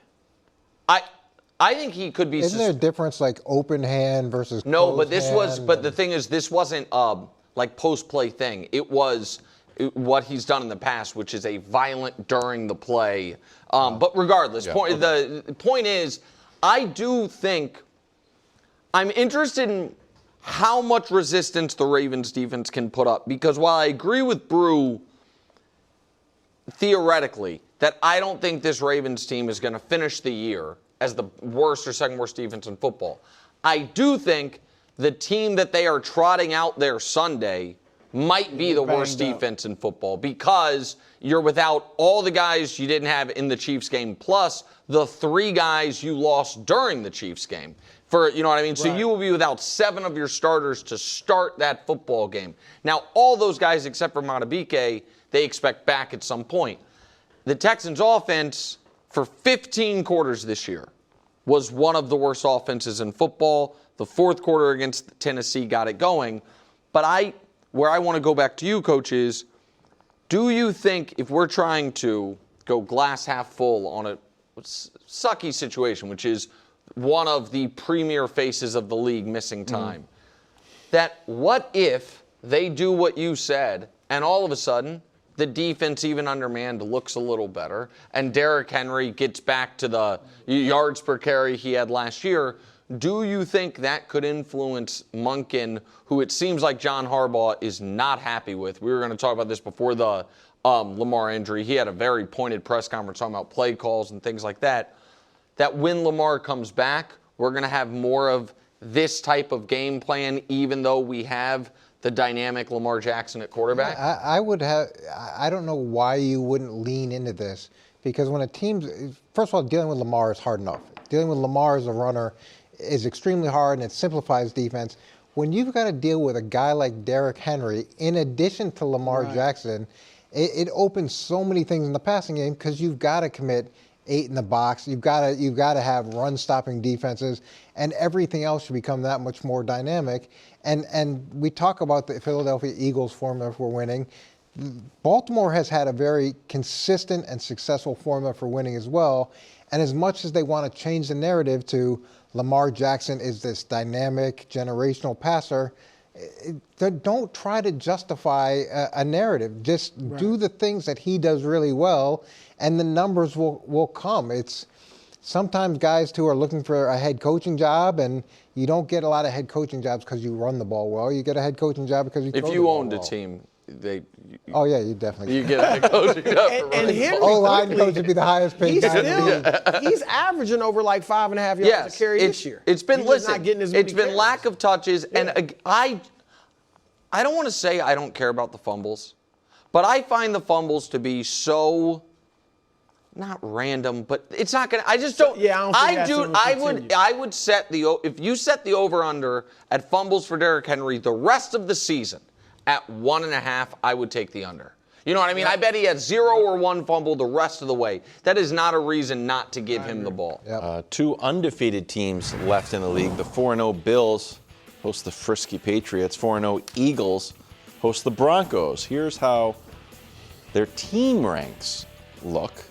Points, the Bills are second, the Eagles are 7th. Total yards. The Eagles are 30th in yards? Well, yeah. They're 30th in their yards. They're 22nd in opponents' yards. They've played a brutal schedule. They're undefeated. Because Jalen Hurts is a winner.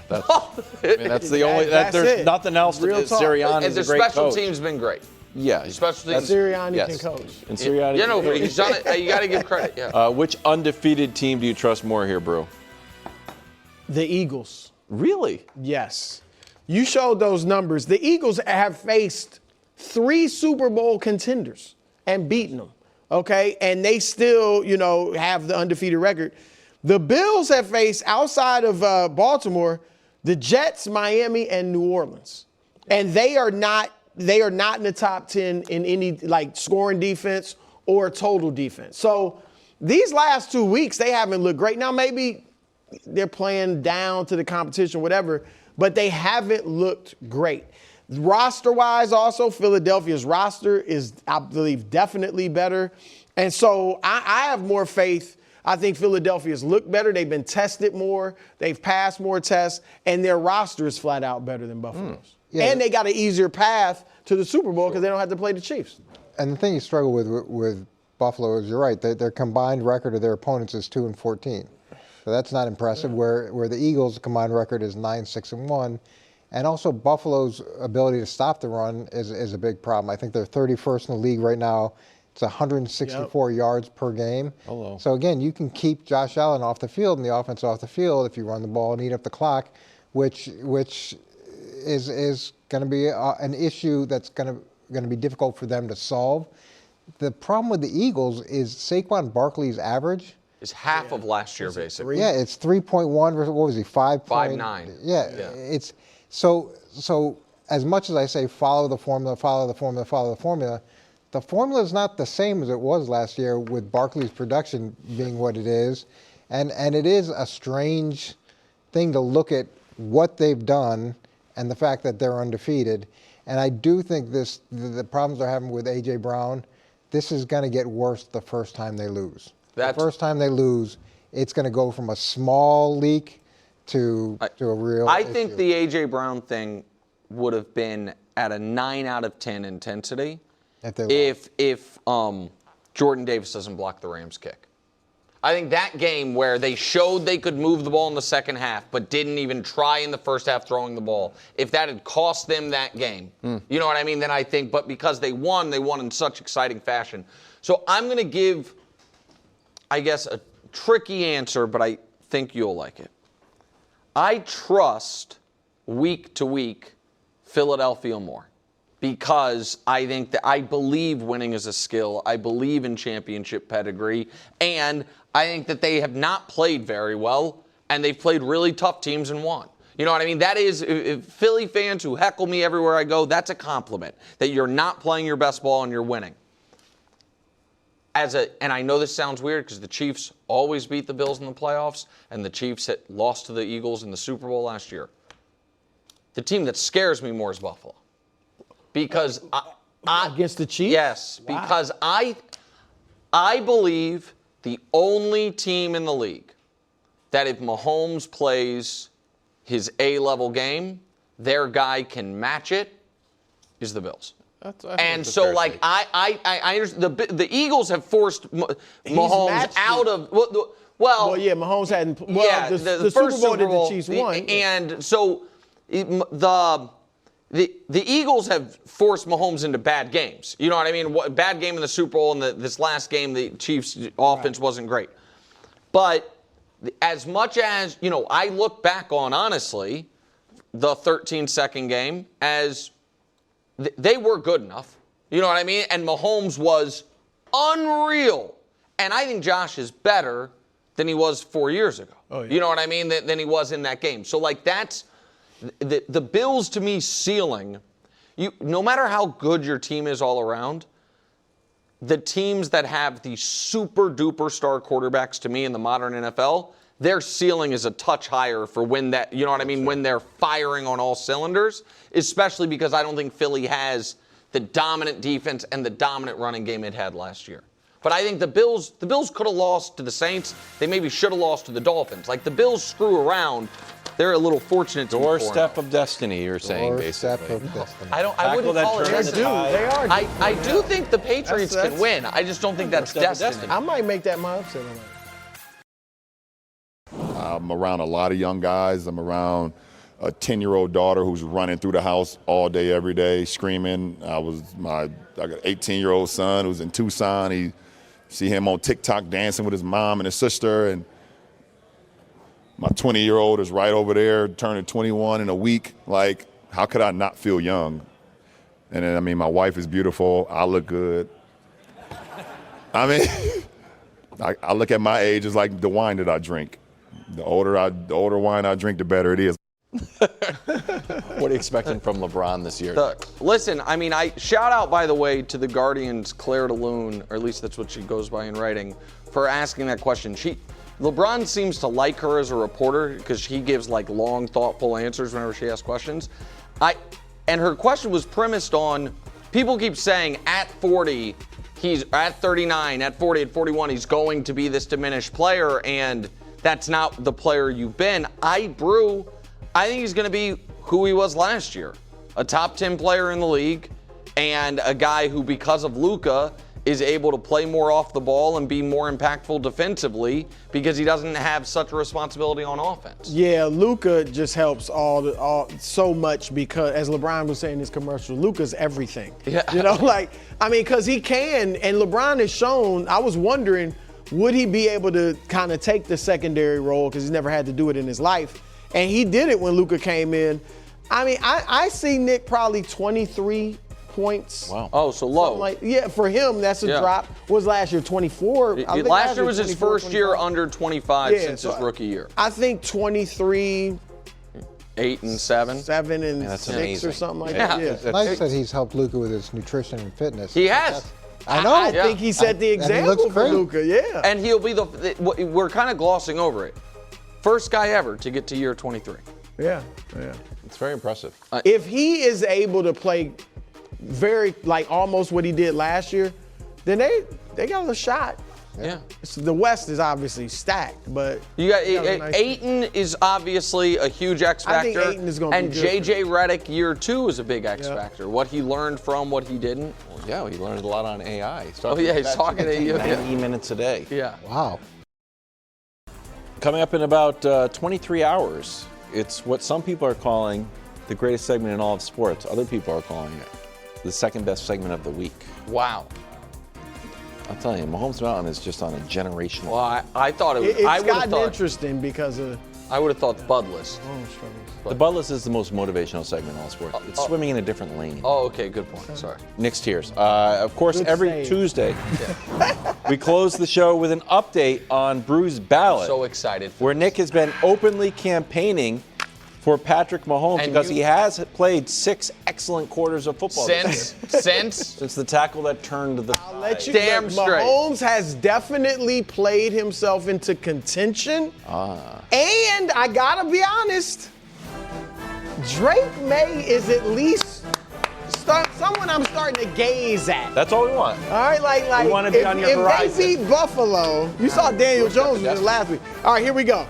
At number, all he does is win. wait, Wow. All he does, if What? they This is go, a lot even for if me. they're 16-1, this dude has 10 touchdowns, which is tied for second in the Love it. league. No turnovers. That's right. None. That's one of the reasons. 5 pass touchdowns. I think 9 or 10 touchdowns Love it. overall. I think he's got 4 I'm rushes. back. All right, so a great take. he's beaten Mahomes. He's beaten. you didn't give this Baker. to Mahomes last year when he was undefeated. He's beaten Dak. He's beaten everybody's All-American, Matthew Stafford. I mean, he just takes down the top-ranked guys. All right, at number 4, wasn't in last week, Jared Goff. I got to give him some love. He has shown people. Ben Johnson, he was good, but Did the stumble. I am the reason. It wasn't McVay. It wasn't Ben Johnson. It's me. Jared Goff, I got to give him some respect. He's playing well. Orchestrating the highest scoring offense in the league. Something. 34 points a game. All right. At number 3, everybody's All-American, Matthew Stafford. I'm objective. I'm fair. All right. There's no hidden agendas. No favorite players or teams. I just throw in for. When the Ravens lose, you have to go to the hospital. I So mean, a little favorite player. Lamar's got fantastic numbers, but they're 1-3. I can't put him in there. Stafford threw the game-winning touchdown last week, so I got to give him love. All right, number 2, J-Lo. Yes, What? I said J-Lo. What? Y'all are hating. What? Here's why. He went from not ranked to second with a tie. He lost and J-Lo tied. is the only quarterback in the league What? who is in the top 5 in yards per game, in yards 20 per seconds, attempt, in touchdowns, and number 1, Josh Allen. Almost by default. J-Lo was unranked. They tied the Herbert Cowboys. dropped. He put up 40. He wasn't the tied. problem. This He should have been tied. a longer segment. He wasn't the problem. It should have been either longer. Live from New York, it's a show that's eaten half a bag of candy corn in the last 2 days, and unfortunately, no one here likes it. So it's just you. It's all you, just buddy. Really You been and me. Coach Mangini, He had some. You rode 50 miles on your bike this weekend. That's right. So I need to replenish. It gives me an excuse. Well, you're to eat candied apples and candy. Yeah, corn. I mean, eat real stuff Candy though, apple. Brew. No, you don't have to. Brew, you like candied apples? As a kid, I did. Not caramel apples, the red. caramel, no. Yeah, caramel. you like caramel apples. Nobody likes difference. candied apples. What It's is the that, same just sugar exact poured thing. on the candy? Yeah. What do you on think the the apple? caramel is? It's Yeah, caramel. but it's Yeah, what do you mean? It's not hard. Yeah, it's Taste. a big difference. There's no difference. Caramel at apples all. are delicious. Candied apples are gross. That's the difference. I don't think I've ever. Everybody knows. Open that. and shut case. Yeah. I don't think I have either, to be honest with you. First things first, overtime. Today, how much trouble are the Chargers in? Is it a bad sign or a bad game? Fluke or flaw? That is the question. Meanwhile, will the Eagles stay at top Parkins top 10, which some people are clamoring to rename Danny's Dozen? But then it's Well, 12. yeah. Well, yeah, you'd have to add 2. Hold on, I'm just checking your math. You're just always renaming. That's from a loyal viewer. Oh, yeah? Yeah. No, Wilds just likes to rename. Yeah. He really does. Was the loyal He doesn't viewer like any one of your names fake for your accounts? segments. Danny's dozen Case is right closed, there. Danny. Danny's top 10. I gotta be honest. Top I gotta 10 be honest. Tuesday. I like Danny's dozen, and I do like Case Closed too. Oh, Parkins. To be honest, It's all alliteration, Pack dude. stats, top 10 No, Tuesday. you know what? I agree with him. What? All alliteration. I agree with They him. have a ring to I it, should have been Danny. useful They in this really election do. meeting. Say I two agree. more. They really Say do. two more things. I got 2 more for you. That's not a problem. Bad news in Baltimore. Lamar is unbelievable. He might. I should say that. He's might, expected to miss this week. expected. He's going to give it a Is go it up against to the expect Texans. it? Likely. Yeah. I guess He's likely he's going to try to give it a go, but he could miss up to 3 weeks with a hamstring. That's according to Brian Wacker of the Baltimore Sun. We're going to go the full way here, Danny. We'll start with you. Is the Ravens season in jeopardy? Oh, yeah. It's in jeopardy. I mean, like, framing it like that, I was needling you last week about how the Vegas odds had, the Ravens in front of the Chiefs by a huge margin, and then even after the game, when we didn't know about the Lamar injury, like as this time yesterday, the Ravens were more likely to win their division than the Chiefs, more likely to make the playoffs than the Chiefs, more likely to win the AFC than the Chiefs. Did you agree with that? I know those were the odds. Yeah, because of the path. Because of the path through the AFC North and my belief in the Chargers, no doubt. That is no longer the case because the view was you could overcome these defensive injuries and a lot of these guys were going to come back, but their offense has been excellent, the Chiefs game notwithstanding. But their offense has been excellent. It's an offensive league, especially in the regular season, and Lamar would be good enough to carry them. And we should look at the schedule because we could just look at it through a 2-game prism of this injury. They are now 1-3 for the first time in Lamar's career. Lamar will not be there, we assume, for the Texans game and maybe not for the Rams game. So just for the experiment, we'll make them 1-5. If you make the Ravens 1-5, since the merger, 4 teams ever have started 1-5 and made the playoffs.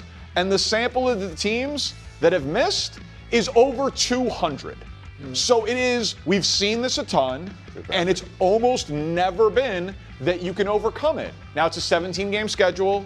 It is And still an extra team makes it. An extra team makes it. Yeah. So It's not different. all of that historical context is exactly But even if the you same. doubled it to 4%. Exactly right. So Yeah. at this moment in time, I cannot wait for you guys to do must win this week. But this is a must win against the they're Texans. both 1-3. Double must win. The old double. I don't even know what you call that. Yeah, But just for call the- it double must I'm win. not the graphic you show is a good graphic, obviously. But as Nick has said before, almost all of those teams that start 1-5 are just bad teams. I know, Like bro. they're not good. No, I'm saying. I know. But if you look at it mathematically, they need to be 10-7 to make the playoffs. 10-7 will get so you in. they could go whatever. What would that be? 9-2. 9-2. They would have to go 9-2. I think, Danny, show the schedule. To me, and let's say they go 1-5. The big game is Chicago. Well, don't let the Bears get hot. Everyone knows No, that. the Bears are decent. Yeah. And that's the big. But my thing is, if they can't beat the Bears with Lamar, assuming he'll be back, then they're going to lose. Yeah, some more I mean, of those I do games think going it's. Here's the thing, KW, because I agree.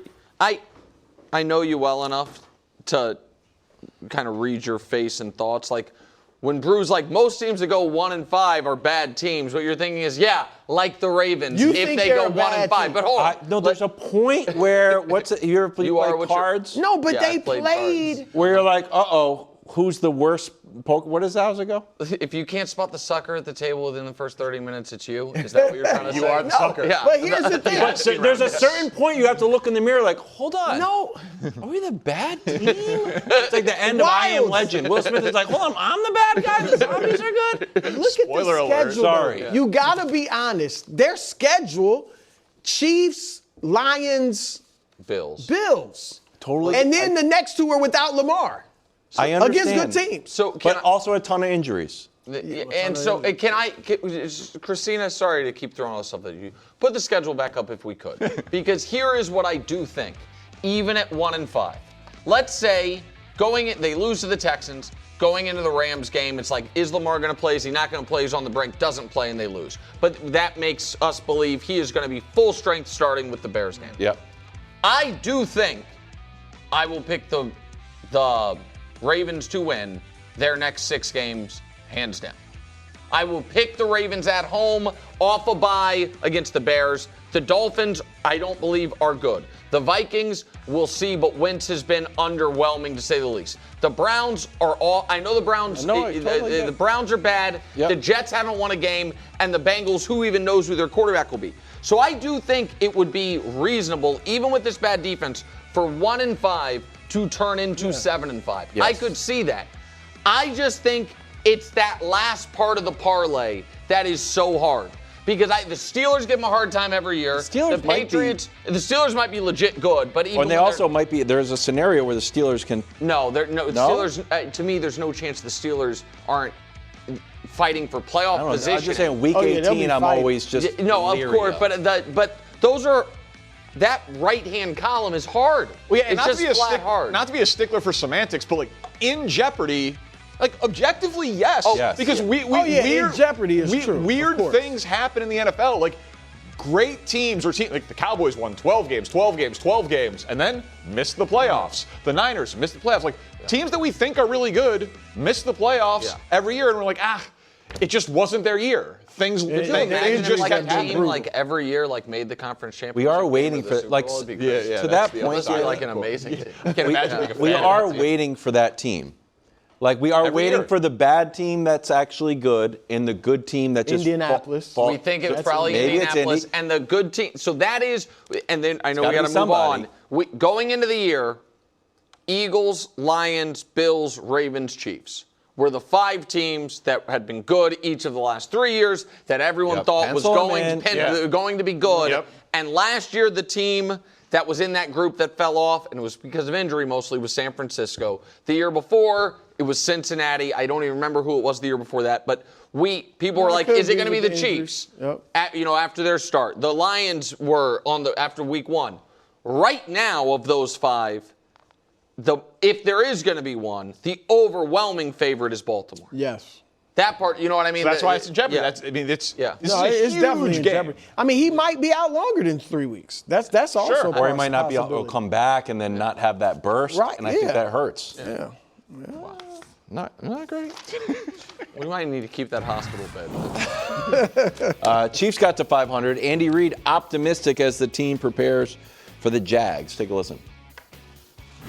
They'll fight you.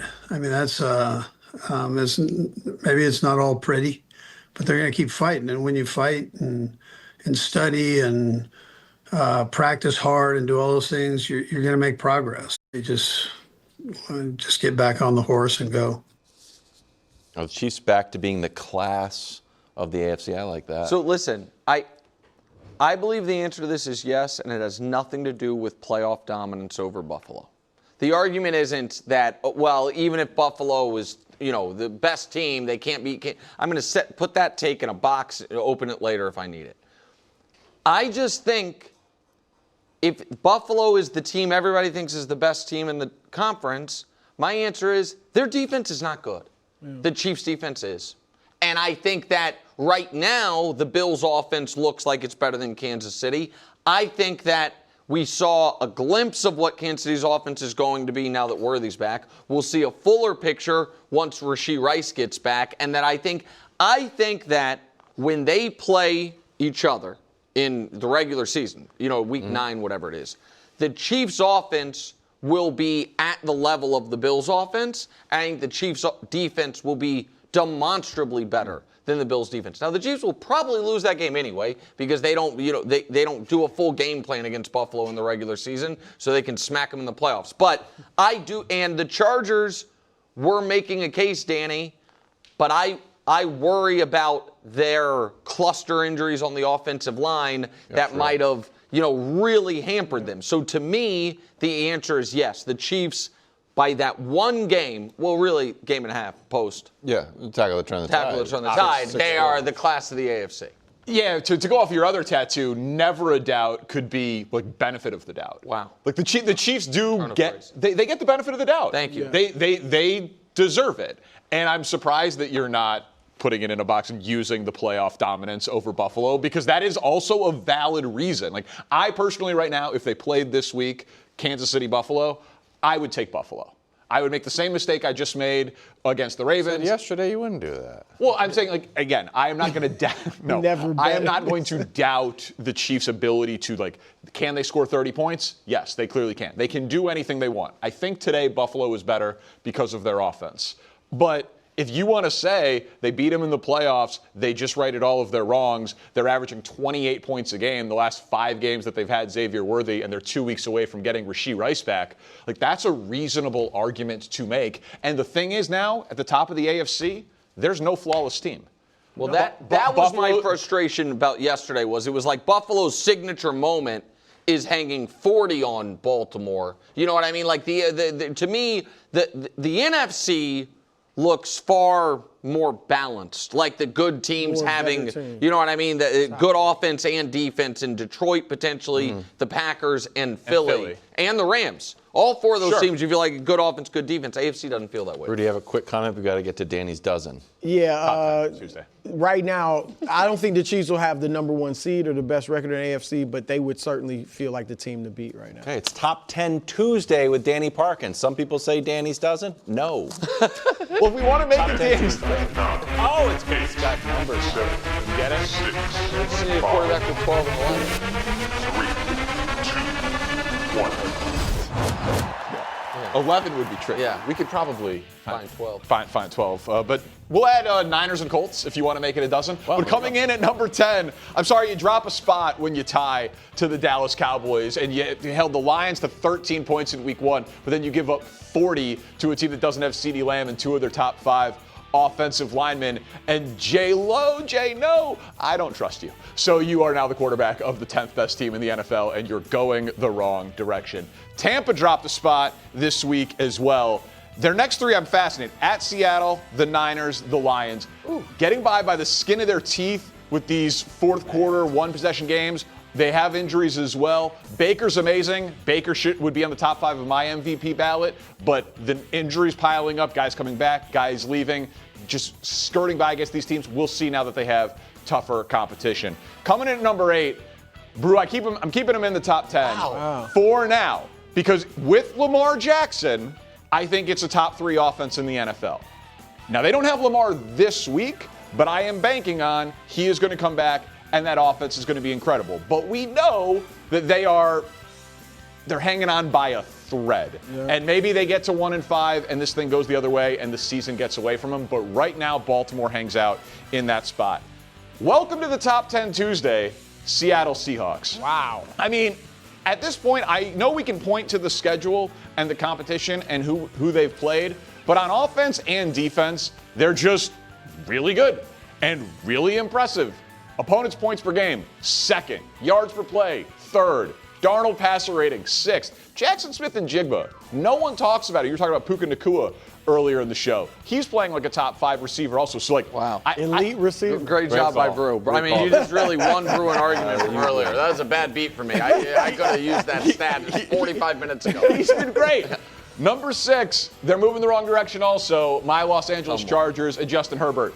Alt, Slater, and Becton, their top 3 offensive linemen. Herbert is running for his life. Most pressured quarterback in the NFL the last 2 weeks. He was able to get the win 2 weeks ago. Weird interceptions, deflections, defensive lineman running it back, his wide receiver falling down. Doesn't matter. You lose to the Chargers, you're obviously dropping in the rankings. Coming in at number 5, the Los Angeles Rams. A complete team. Stafford 2nd in yards, 3rd in touchdowns, 5th in yards per attempt, 7th in passer rating. My question with him was, is the back going to stand up, and is he going to be healthy at 37 behind that offensive line? He is answering all of those questions. The defense has been great, and Stafford is playing like he's still in the absolute minimum, or the middle of his prime. I was criticized for writing off the Chiefs. Yeah. And I guess I deserved it.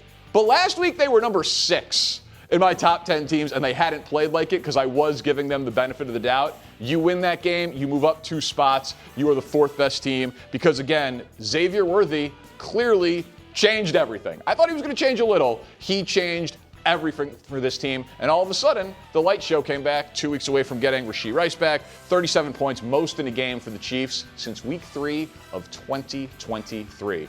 Cream of the crop here, top 3 teams in the NFL. The Detroit Lions coming in at number 3. My Super Bowl pick 3 years in a row. Jared Goff, was thrilled to see him on Brou's MVP ballot. Leads all quarterbacks in wins, completion percentage, and passing yards since the start of last year. Their offense is scoring over 41 points per game and has not allowed a sack in the last 3 games. That's amazing. They have just been, they stumbled out of the gate in just a buzzsaw of a spot at Lambeau, Micah Parsons' debut. First game with a new defensive coordinator, first game with a new offensive coordinator. They're back to being a juggernaut. I absolutely think they have an argument for being the best team in the NFL. Unfortunately, the Buffalo Bills are in front of them. And it's because of their offense. They didn't lose. I'm not dropping these top teams out of their spots until they lose a game. Josh Allen, to me, is the MVP of the league. They are the thing that I trust most at this moment in time in the NFL, the Buffalo Bills offense. And I don't make the rules. I just enforce them. But if you're the champs and you haven't lost, you get to stay in the top spot, even though it's weird with the wide receiver and it's weird with the quarterback. The defense is young and getting better. And, Nick, this one is for you. Yeah, what's this? Well, What? 1 score wins, 4-0, all 4 by 1 score. Yeah. 2025 Eagles, 2024 Chiefs. I don't know. I guess they're going back. I guess they're going back to the Super Bowl. Go back to the Super Bowl. I guess they're going back to the Super Bowl. Get waxed by the Chiefs. I love that idea. Who goes first here, me or Brou? I believe it's Brou's turn to react. Really? It's nice for Brou to see a perfect list, right?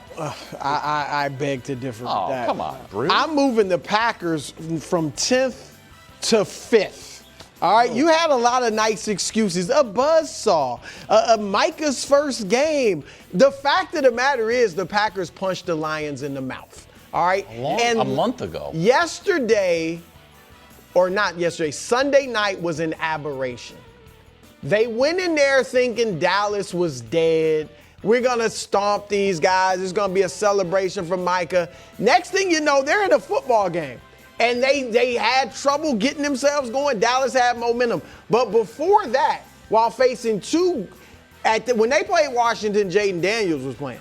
Their first 3 games, they were allowing 13 points a game. That defense is legit. Don't be fooled by what happened Sunday night in Texas. The Packers need to move on up. I'll just say, the last couple games, they have. That's all right. They're getting run on. Micah Parsons can't stop stop the run. Nearly 5 yards per carry against your defense. A lot of Cleveland had a big run with Judkins. Yeah. Hold on. Before I go, what are you upset about, KW? I like wins. Oh, you're upset that Brou's moving a team up the tide? Is the standing?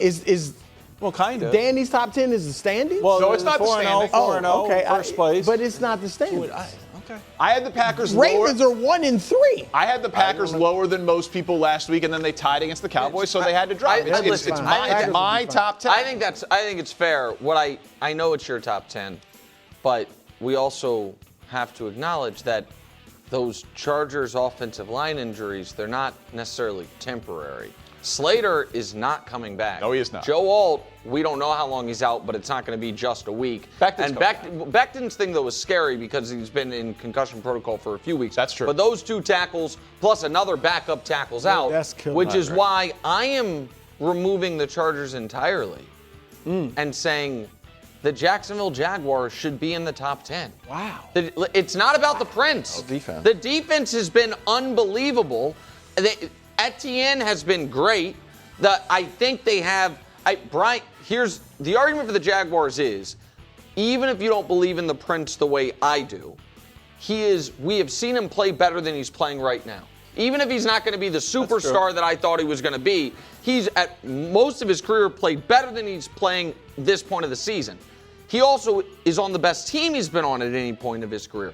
So if he can just get back to standard Prince level playing, the Jags, all they need is an average offense with what the defense is doing right now. Now, I understand forcing 13 turnovers through 4 games after only forcing 9 all of last year. But that pace is not sustainable. I don't think they're going to force 55 turnovers this year. But I think the Jags are a legit good team. I think that they are it's a tough matchup Monday night at home against Kansas City. And I think that they are the only reason you don't have they're not a top 10 team is because they're the Jacksonville Jaguars. Well, it's because I don't trust Trevor Lawrence at all because he keeps making dumb mistakes and turning the ball over in terrible spots. And yes, their defense has 13 takeaways. But if we could put up Mahomes Mountain from earlier in the show, the Jacksonville Jaguars played Bryce Young. I don't see him on the mountain. They played Jake Browning. I don't see him on the mountain. This is dirty pool. They played C.J. Stroud, who somehow is holding on to a spot and the right side. I know it's not left or right. I know, but I mean, come on, he's barely hanging on to the third. And he played Brock Purdy, who's in the very lower left quadrant. Fresh off an injury. Yeah, those are the 4 quarterbacks that this Jags defense has piled up 13. So you're saying you think Mahomes is going to carve him up? I'm saying the defense is not the best in the NFL. Listen, I think the defense is really good. I think the offense is actually underachieving, and they're still 3-1. Right now, I think they're the favorites in the AFC South. They're tied with the Colts in record. I think what they're doing is more sustainable. You think they've been more impressive than the Colts? No. But I think that they are. Sure, I think that they are. They are my pick to win the AFC South through 4 weeks, especially with the Texans being a mess. Excellent job. Thank you. Danny's top 10 Tuesday. Danny's dozen. Danny's dozen next week. Danny's dozen. What are we going to throw the Niners What's next for Tyreek Hill and the Dolphins? You didn't even have the Jags in the top 12? That's the right. Niners are outrageous. I had the Colts. Coach Mangini and Willie Colon here on set, and we begin with tough news out of Miami. The Dolphins win their first game of the year, but star wide receiver Tyreek Hill dislocates his knee, tearing multiple ligaments in his knee. Per his agent, Drew Rosenhaus, Tyreek Hill's surgery is now complete and went very well, according to doctors, adding that another surgery will not be needed. Quote, it's about rehab and he will play next season. The realistic goal is the start of the season, end quote, which is kind of amazing when you consider the level of, full knee dislocation, multiple. It was very gruesome. And, I want your guys' reaction to the injury and then this follow-up news. But I'll just say, I was in Kansas City when they drafted Tyreek Hill. And his career, he is, this is a weird thing to comp it to, but you'll follow the logic. In a way, he's like the Tom Brady of receivers, in that he is the most out of nowhere, unexpected superstar, no doubt about it, first ballot Hall of Famer relative to his draft position. He was the 165th pick in the draft. Oh, wow. Some of that was because of problems that he got into in college, no doubt about it, but he had to transfer away from Oklahoma State. But you look at all the other all-time wide receivers, Jerry Rice was picked 16th. Justin Jefferson, 22nd. Yeah. T.O., he came out of nowhere. He was 89th. You look at Tyreek Hill's production relative to where he was drafted as a wide receiver, 150th pick or later. He's second in yards, tied for first in touchdowns, second in catches, and that's all to Antonio Brown. So he was going to shatter those numbers if he kept playing. And so his speed obviously made him special, 5-time first-team All-Pro. It's great to hear that the expectation is that he'll come back. But in terms of what he's accomplished from where he was drafted, he's truly one of the great out-of-nowhere success stories in NFL history. Yeah, it's rough, right? Because he's 31 years old, and all I can do is reflect back to some of my injuries. And one of the things that I always wanted to happen, especially while getting injured or before getting injured, was can I get back to being the ball player I once was, right? What's my superpower was being able to move a man from A to B against his will. Tyreek's superpower is speed, right? Yep. He didn't get the name cheated for being a great route runner, right? What he does best, especially with him and Waddle on the field, you're going to see cover 2 right off the snap because of his vertical threat. When he returns, can he go back to being that guy? And I was 33 when my knees went bad. He's 31 coming off a gruesome knee injury. I don't know if he can. I know I couldn't. Now, he's a way better athlete than I was. Sure, world-class athlete. But there's serious concern about who he is when he comes back from this type of knee injury. And you talked about Tyreek's, the start of his career, and when you think of Kansas City's offense and how explosive it was, it's because he could take a 5-yard pass and turn it into a 70-yard pass in a heartbeat, because not only his speed to threaten you vertically, but his catch and run speed where he could run away from the defenders. And this is so disappointing for him because he was so close on all these numbers.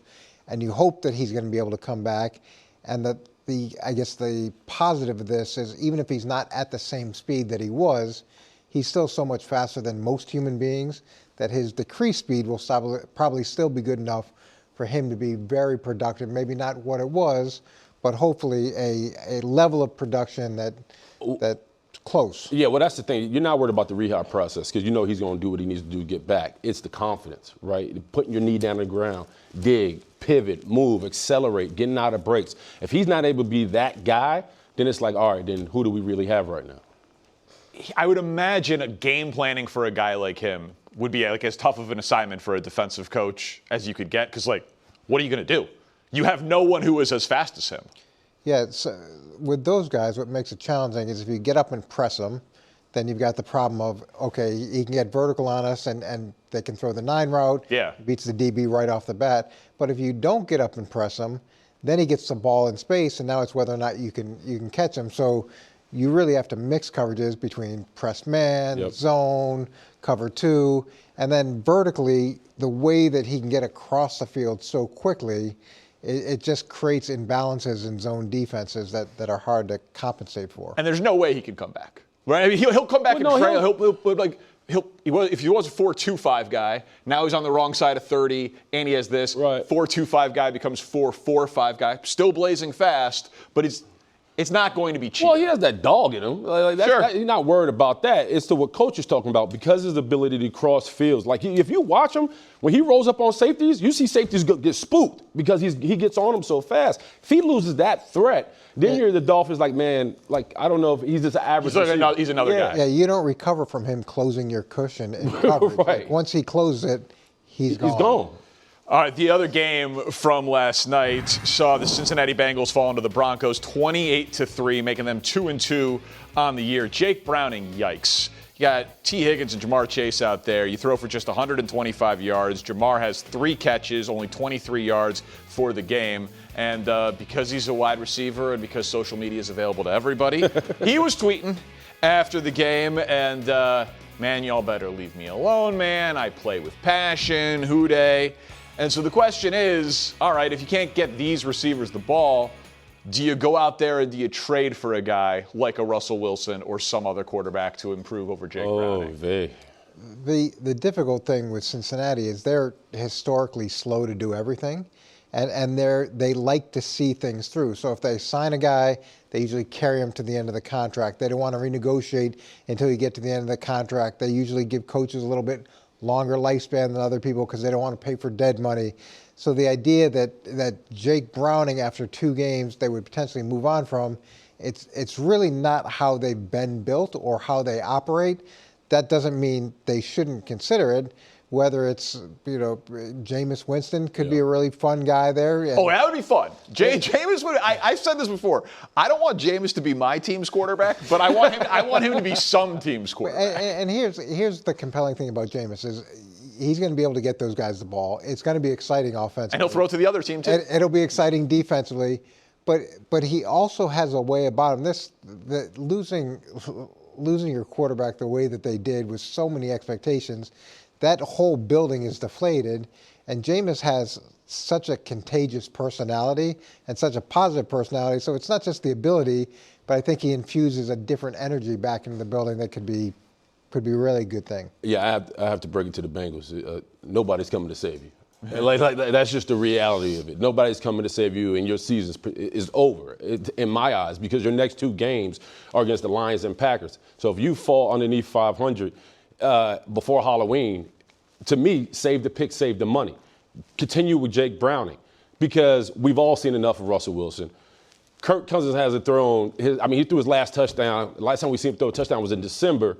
There's nobody coming to save you. So if you're the Bengals, unfortunately, it's a wrap. And this is what happens when you don't draft well and you don't build a team up that can at least have an emergency out to kind of help you against a situation like losing Joe Burrow. So it's unfortunate. I don't know what you do to I don't know what you can tell Jamar Chase or T. Higgins or whoever or Trey Hendricks, but it's a wrap. So can I just add one? I don't know if it's a total wrap in that division because of how Baltimore's fallen on hard times, and then with Pittsburgh, it's going okay. But I thought Baltimore was going to run away with the division, and then it would definitely be a wrap. But all those other teams are pretty flawed too. But who's coming off the bench right now that can make an immediate impact right now? Well, so let me make the argument for Jake Browning. Like, obviously, Jake Browning is not Joe Burrow. I understand that. And he's certainly not as entertaining as Jameis Winston. But I have actually been shocked at how bad their offenses looked with Jake Browning, because Joe Burrow has been hurt before. Like, we have seen Jake Browning. And if you go back to 2023, Jake Browning was fine. 7 games. It's not the biggest sample size of the world. I'm with you, DP. But he played 7 games. They scored 23 points per game, which is right around league average. His passer rating was basically 100. He moved the ball, and he threw more touchdowns than interceptions. And this year, through a couple of games, he's been objectively terrible. And so, I said, Self, why is that? Well, maybe it's because he's played Denver and Minnesota. And these defenses, if you go back to the start of last year, you could make the argument that they're the 2 best defenses in the NFL, but you can't make an argument that they're worse than 5. Like, these are 2 of the 5 best defenses in the NFL over the last 2 years. So yes, partly because they're slow to make changes, and partly because no one's walking through that door. And maybe we could throw the Bengals schedule up here. You're right; these upcoming opponents brutal are undeniably tough. But okay, so say you fall to 2-4, Pittsburgh divisional game. They've been inconsistent. Jets, Bears, bye. They're still saying Burrow can come back at the end of the year. Yeah, but they're looking at December there. Sure. Oh, I understand that. Yeah. But can Jake Browning get them to be 5-7? I do. I agree with that. So if he can get them to 5-7 and you hold out the hope for Joe Burrow, that's something. I think that Jake Browning will be better than he's been these last 2 games because of who he's played. Yeah, I was a little. The defenses he's played are good defense, but they're not the 85 Bears. So sure. You'd think it would have been better than what we saw, and he does have all those other explosive pieces. That's why it's so jarring. Yeah, that's the disappointing part about it. But he has shown the ability to do it, and again, the division is such in flux right now. Who knows how this is going to play out over time? All right, well, the Eagles keep winning and keep creating drama off the field with social media, but again, they keep winning, to Willie's point. So what actually matters, and when do the fans get concerned? We'll get into it coming up on First Things First. So the Eagles are the only undefeated team in the NFC, and they're the defending champs. And you ask their fans, they've got the best quarterback, best receivers, best line, best coach, best GM. But apparently there's still problems because A.J. Brown had 2 catches for 7 yards and a bunch of targets that went out of bounds, and then he was tweeting after the game. So here's Nick Sirianni, their coach, on the state of the Eagles. He wants to contribute into these wins, and he's had a couple games where he hasn't been able to, and for different reasons of why we haven't in these games. So, but I question nothing about, his desire to play great football, his desire of being a good teammate, his desire to be here. I question it a little bit. I mean, the guy said after the Super Bowl, basically, that, I thought winning a championship would satiate me more, but it didn't. I love just dominating my opponent and winning my individual matchup, to paraphrase what he put on Instagram. And then Big me guy. Big me guy. Big me guy. Big me guy. And I know we don't live in the world of hypotheticals. I know you love, who won the game? I get that. But let's say they lost. I'm just saying, let's just live in a world of how A.J. Brown, if that's how he handled a win, how do you think big me guy A.J. Brown would have handled a loss where he had 2 catches? So, to me, this is not a media creation. This is not nothing, Willie. Bless your heart, DB. I'm just saying. But this feels like star maintenance. If I'm Jalen Hurts, I got to be able to trust my eyes. I got to be able to trust the decisions I make with the football in my hand for the betterment of my team. I can't sit here and appease one guy when we're 4-0. Every team is giving us our best shot, and we've come out on the other side with a dub. 9 targets against the Bucs, 10 targets against the Rams. They're looking for him. He's also being bracketed. He's their number 1 receiver. There's this cause and effect to this. Some of those targets are flying over his head out of bounds, and when he played against the Rams and they threw him the ball, he was dominant. But he's an awesome football player. You should get him the ball. But they are. Week 1, 1 target. The next week, 8. The next week, 10. The next week, 9. what else do you want? Like, what really annoys me is this: when you're coming off a championship, not a target. You have a target on your back. The hardest thing is to do is show up and win week after week because every team's gonna give you their best shot. That's hard enough. Then when your star player is not with the program, that just elevates more anxiety, more nonsense, and more distraction. I need A.J. Brown to understand it's not about him right now. You're 4-0 coming off a Super Bowl. It's a team sport. Like, at what point, when do you wake up and it's not about you? Yeah, but we've all been in those locker rooms really where we know that, but there's always those guys that they want the ball or they're unhappy because they're not getting enough carries, they're not getting enough targets, they're not, that stuff. And it's difficult now because he is tweeting so much earlier in the season. He read the book last year during the playoffs. Right. Now we're at week 4, this is happening. And I do think if they lost any of those games, this would get ramped up that much more. The book thing will always make me laugh. Yeah, I'm sorry, like having no dog in the, no skin in the fight, that is just objectively funny. But the real question is, what's the problem? Is it usage? Is it communication? We can't say targets. I just laid out that he's getting targeted. Yeah, no, but we showed it. But the ball's flying over his head. It's technically a target. But I mean, like, we know Jalen Hurts is not the most accurate quarterback in the league, right? Yeah. But he's good at his job. He's elite at his job. So my point is, if you're A.J. Brown, who's been a part of this system and dealing with a new OC, you know they're not going to change the recipe to the sauce. This is how the Philadelphia Eagles win. On the run game, RPOs. They're going to take a quick glance. I know, and he's not going to be happy with it. Right, but they can take earlier shots on play action. But overall, man, you're 4-0 going into October, coming off a Super Bowl, and you're upset. And I've been an advocate of the formula and winning is what's most important. But the issue is the running game is not what the running game was. We're almost 2 yards less for Saquon Barkley than what he was at last year. So they're gonna have to address multiple issues.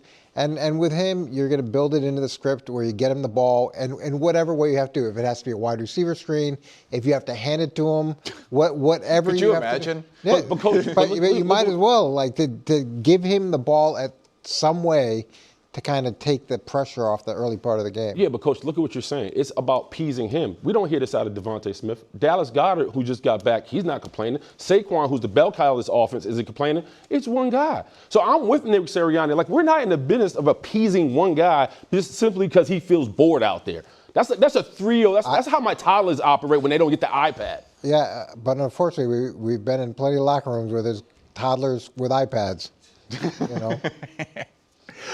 My toddler, he loves his iPad. They all do. They all do. Let's go to Detroit. Lions defeat the Browns 34-10 on Sunday. Tough division loss, of course, but they've been rolling ever since back in week 1.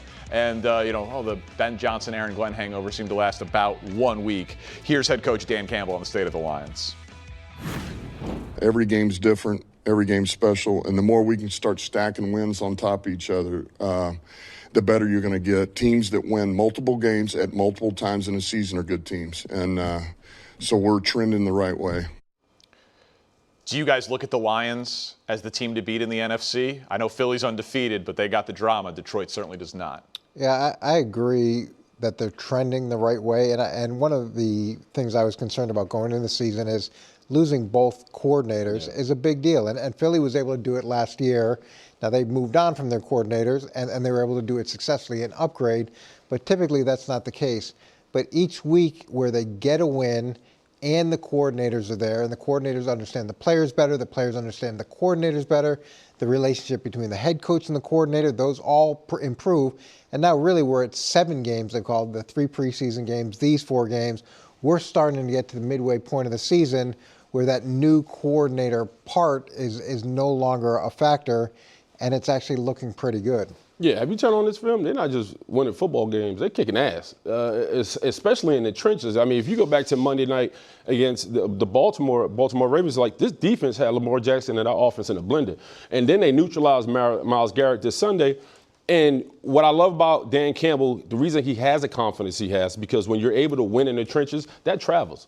I can go any stadium, any state, and my guys are going to go to work. You talk about Penei Sewell, you talk about Aiden Hutchinson, you talk about this young offensive line, especially the interior. They have grown up over the last couple of weeks. So Dan Campbell's, we're taking names. I remember all the haters. I remember everybody saying, oh, we lost these OCs and we're going to, fall down a couple of notches. The Packers or the Bears are going to be the new darlings on the block. They're like, we're coming to punch you in the mouth solely because of how they're winning in the trenches. And you got to credit Jamar Gibbs and Montgomery and this old offense, man. They look nasty good, man. And I'll say this. When the Chiefs hung their banner in the opener over 2.5 years ago at this point, and the Lions were their opponent in the opener, and the Lions went into Arrowhead and won, they've basically been great ever since. Right. And they just had a ton of injuries last year that had a 15-win team get upset in the divisional round. Like, I put it up there during, Top 10 Tuesday, but, like, just to show you guys, the last 3 games, 41 points per game with getting sacked 0 times. I mean, that is a juggernaut offense. And they've been doing it. Jared Goff leads all quarterbacks in wins, completion percentage, and yards since the start of last year. Like, to me, we were robbed of Detroit, Philly in the NFC Championship game last year. They were clearly the 2 best teams, but Detroit just had all of those injuries on defense, so we didn't get to see it. Like, I hope we get to see it this year because I think Detroit has been that tier 1 team for years now. They just got injured at the wrong time. Yeah, I mean, when you see the way the Detroit Lions run the football, there's nobody stopping. Yeah, coming up, though, another team that wants to get into the mix, the Niners. All right, so the Niners are playing on Thursday night, and they're coming off their first loss to the Jaguars on Sunday. Brock Purdy did make his return. He had the turf toe and the shoulder injuries. But after the game, he then told Kyle Shanahan that the toe was sore again, and he just isn't feeling right. They are now nearly a full touchdown underdog to the Rams on Thursday in a very tough division. Panic time already for the Niners, despite the winning record? I don't know if it's panic time, but I didn't like the fact they started Brock Purdy. I think we talked a little bit about this last week because of the way Mac Jones was playing, the way the schedule lined out. Like the Niners had Mac Jones beat the Niners. The Cardinals, and then they beat the Saints. And then now I'm looking at this team. I'm saying, okay, well you got the Jags. You can win with Mac Jones against the Jags. And now you got the Rams coming up, and you don't have your top guy. And then by the way, the next one you got Tampa, who's another dog. So. And then, with George Kittle coming off IR, he had a chance to be eligible, ready to go against Tampa. So I don't like it. I felt like they should have held their water a little bit, but we'll see. Yeah, his pass rating, 113 2 years ago, 96 last year, 85 this year. And then with CMC, he's getting the most touches in the league, but he hasn't been really productive as a runner. It's more from a passing perspective, and he's been so injured. There's a little panic. Yeah, top-heavy roster that gets injured in a tough division with the Rams, the Niners, and Seattle, who's been really good. Really, really good. It's just all of a sudden a really tough spot for them to be in. Coach, Willie, I'm Danny. We're back tomorrow. Thanks for hanging out on First Things First. Go Cubs.